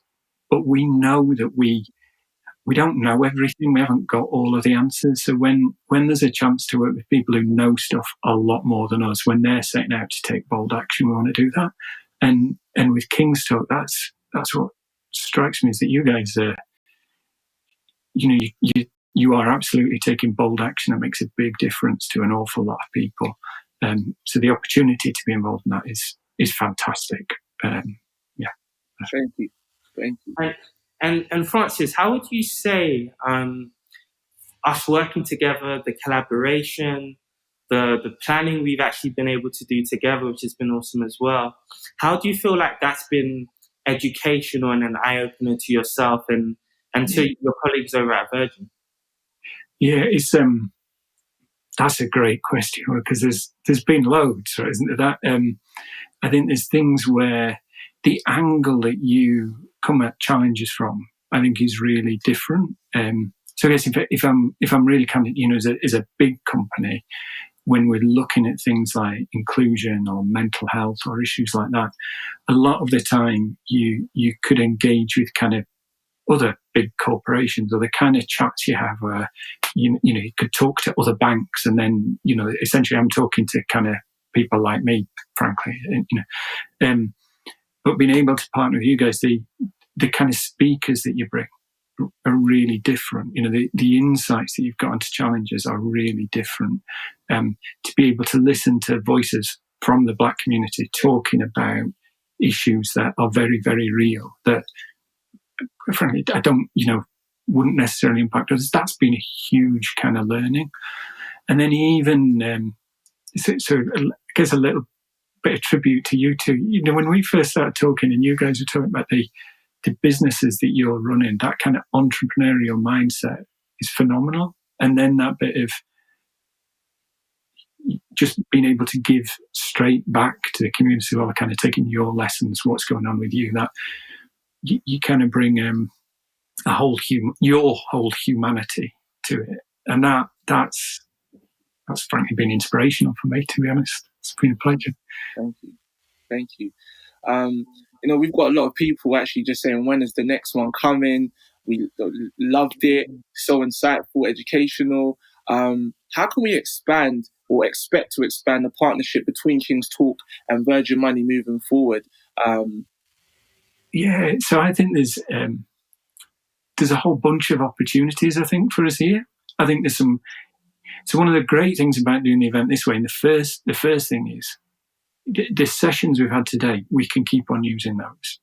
I think there's that kind of bit. There's a bit of then, sometime soon we'll be let out of our kind of little rooms, let out of our homes, and be able to kind of get the physical events going again.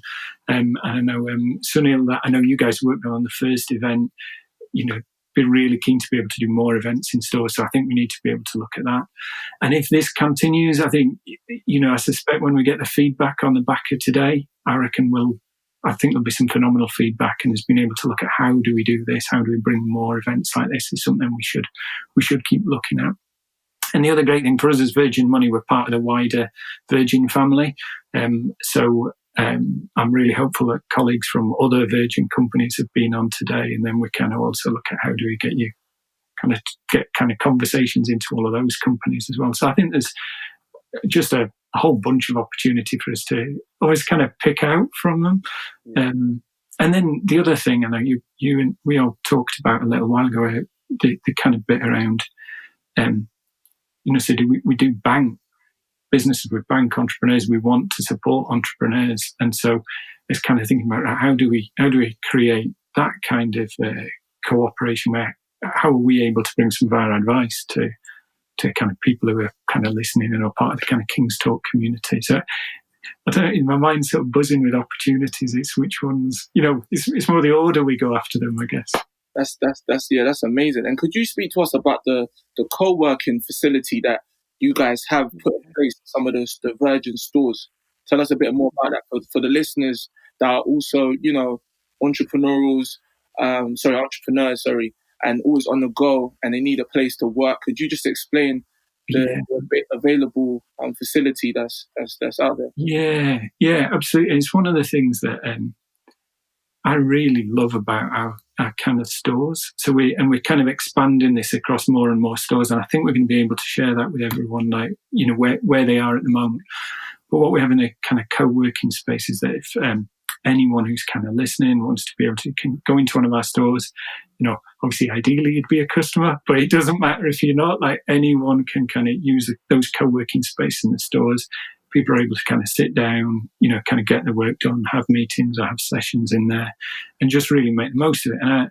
And a big driver behind that is we kind of think if you're investing in us, then we want to invest back in you. And we recognise, exactly as you say, that kind of almost the way you work now. You could be moving around in the town centre, you could be going and having a number of meetings, and being able to have that place where you can sit down, just slow down a bit, get on the laptop or whatever. That's a really important bit. So I'm pretty certain we'll be able to kind of share the details with everyone on the back of this. But they're great spaces, really good spaces. Amazing. And I'm sure we'll be sure to send it out to everyone who actually registers for today, so they can get an increased breakdown of where they can go in and pop in.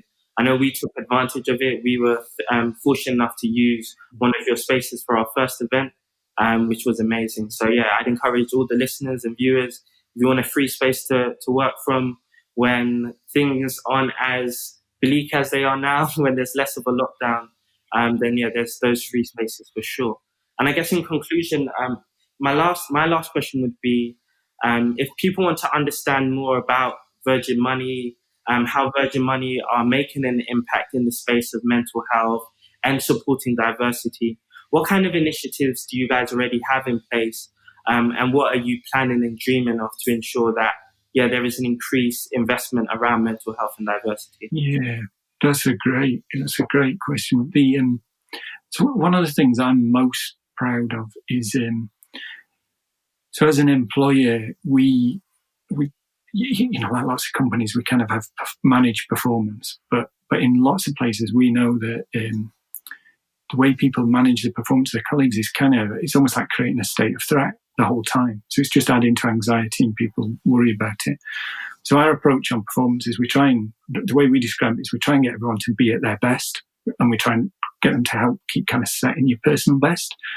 So every 3 months, every colleague should be having a well-being conversation with their people leader. So and we started that in kind of 2017. And the reason for that was because we knew that if if people's mental health starts to suffer, it gets harder to start a conversation. It just gets tougher and tougher. So we kind of felt that if we could normalize having a conversation about your mental health, then when you really need it, when you're suffering, you're going to be in a much better position to kind of chat to your manager, or just be able to get into decent conversation. So that has been, it's taken 3 years, but I think that as part of working for us has become a really kind of powerful thing.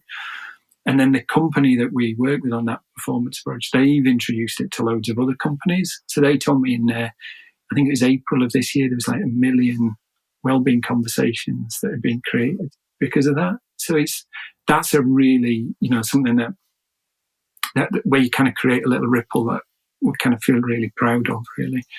And then I guess on some of the wider things, we also do a lot of work with people on their kind of mindset and that kind of how you're feeling when you're just starting to, your health's suffering a little bit, and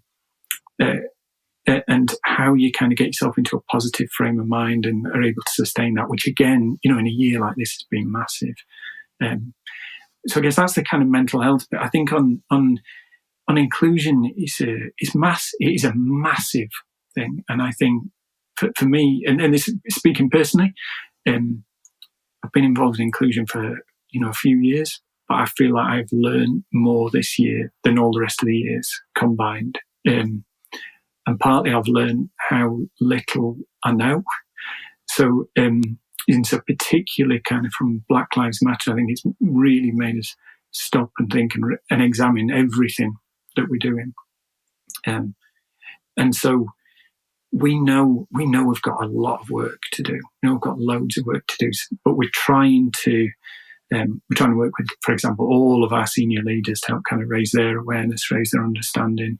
We're really trying to look at where have we got practice that either in for colleagues or for customers, where are the things that we're maybe making it harder for some rather than others, and how do we chip away at that? And we're working towards kind of showing like this is who we are as an employer, this is where our employment base is, and all of those kind of things.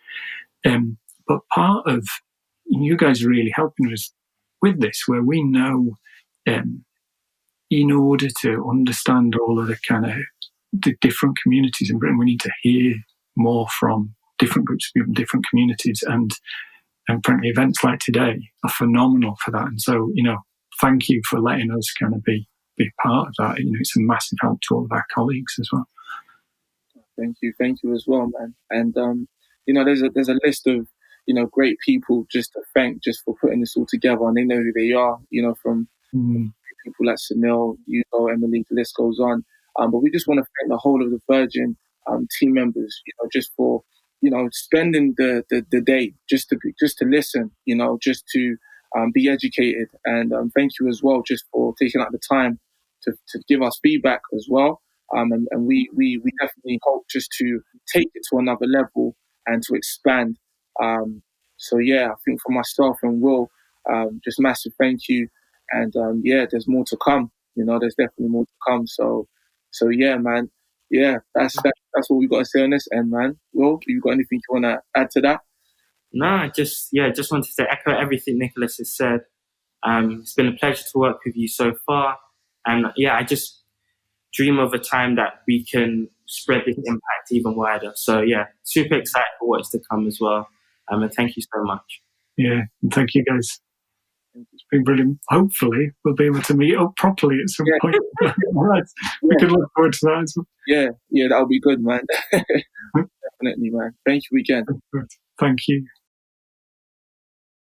Well, that's King's Talk 2020. What an absolutely incredible day. A huge shout out once again, and a huge thank you to every single one of our speakers today. Thank you for sharing your insights. Thank you for sharing your experience as well. A major shout out to our founders, Dex, Nicholas Dex, and Mr. William Adwasi. Listen, a massive shout out to you guys. Honestly, I've been so blessed by everything that we've gone through today, and I'm sure every single one of our watchers and listeners have been too. What are your key takeaways from today? I'm going to start with you, Dex. Wow. Yeah, there's so much information. I think it's just a mixture. Honestly, the fact that there's so much strength in numbers, when we all come together and we all use our voices to inspire other people, I feel like you can just see the impact that it makes. So for me, I just feel like just the unity, there's so much to take from it. If I had to go into it, we'll be here for like a good hour. Do you know what I mean? But I just want to thank everyone. Also, thank you as well, man, David, just for being involved and really seeing the vision. So, yeah, thank you, man. Will, I don't know if you've got some things to add, but I'm just blown away right now, man. So much information. Yeah, 100%. I think it's one I'm definitely going to have to rewatch myself. Yeah. I wish I could have been taking notes while we were asking the questions. But yeah, it's just been such an incredible day. Like something that's just been ringing in my mind throughout the whole day is from our very first speaker, Tunji, when he spoke on the power of legacy, and legacy being bigger than just the day-to-day things that we go and chase, and the power of like pouring into that next generation. So yeah, super inspired and yeah, just excited we can make today happen. Yeah.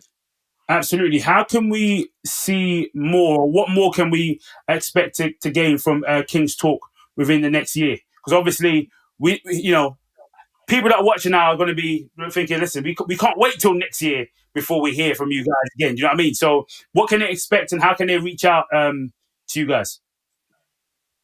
Yeah. I mean, we're available. You can catch us on social media platforms such as Instagram and Twitter under the social handle Kings Talk Live. We also have a website which is kingstalklive.com, and we're accessible. We have a great team. Shout outs to our team as well. They've really worked so great on this whole project and just the brand in total. So people can definitely contact us. And what to expect? More events like this, definitely the podcast as well. You're going to see more episodes, hear more episodes, and see more things. And we're just going to be investing a lot into the younger generation as well. I think that the younger generation definitely deserve a lot of attention and a lot of focus. So we're going to take a lot of time just to create a lot of workshops and programs, and hopefully, do some more collaborations, with people like Virgin as well, just so we can break that narrative and bridge that gap. That's from me anyway. But I know you got something to add to that, probably. It's hard to add to that. I think you literally said it all.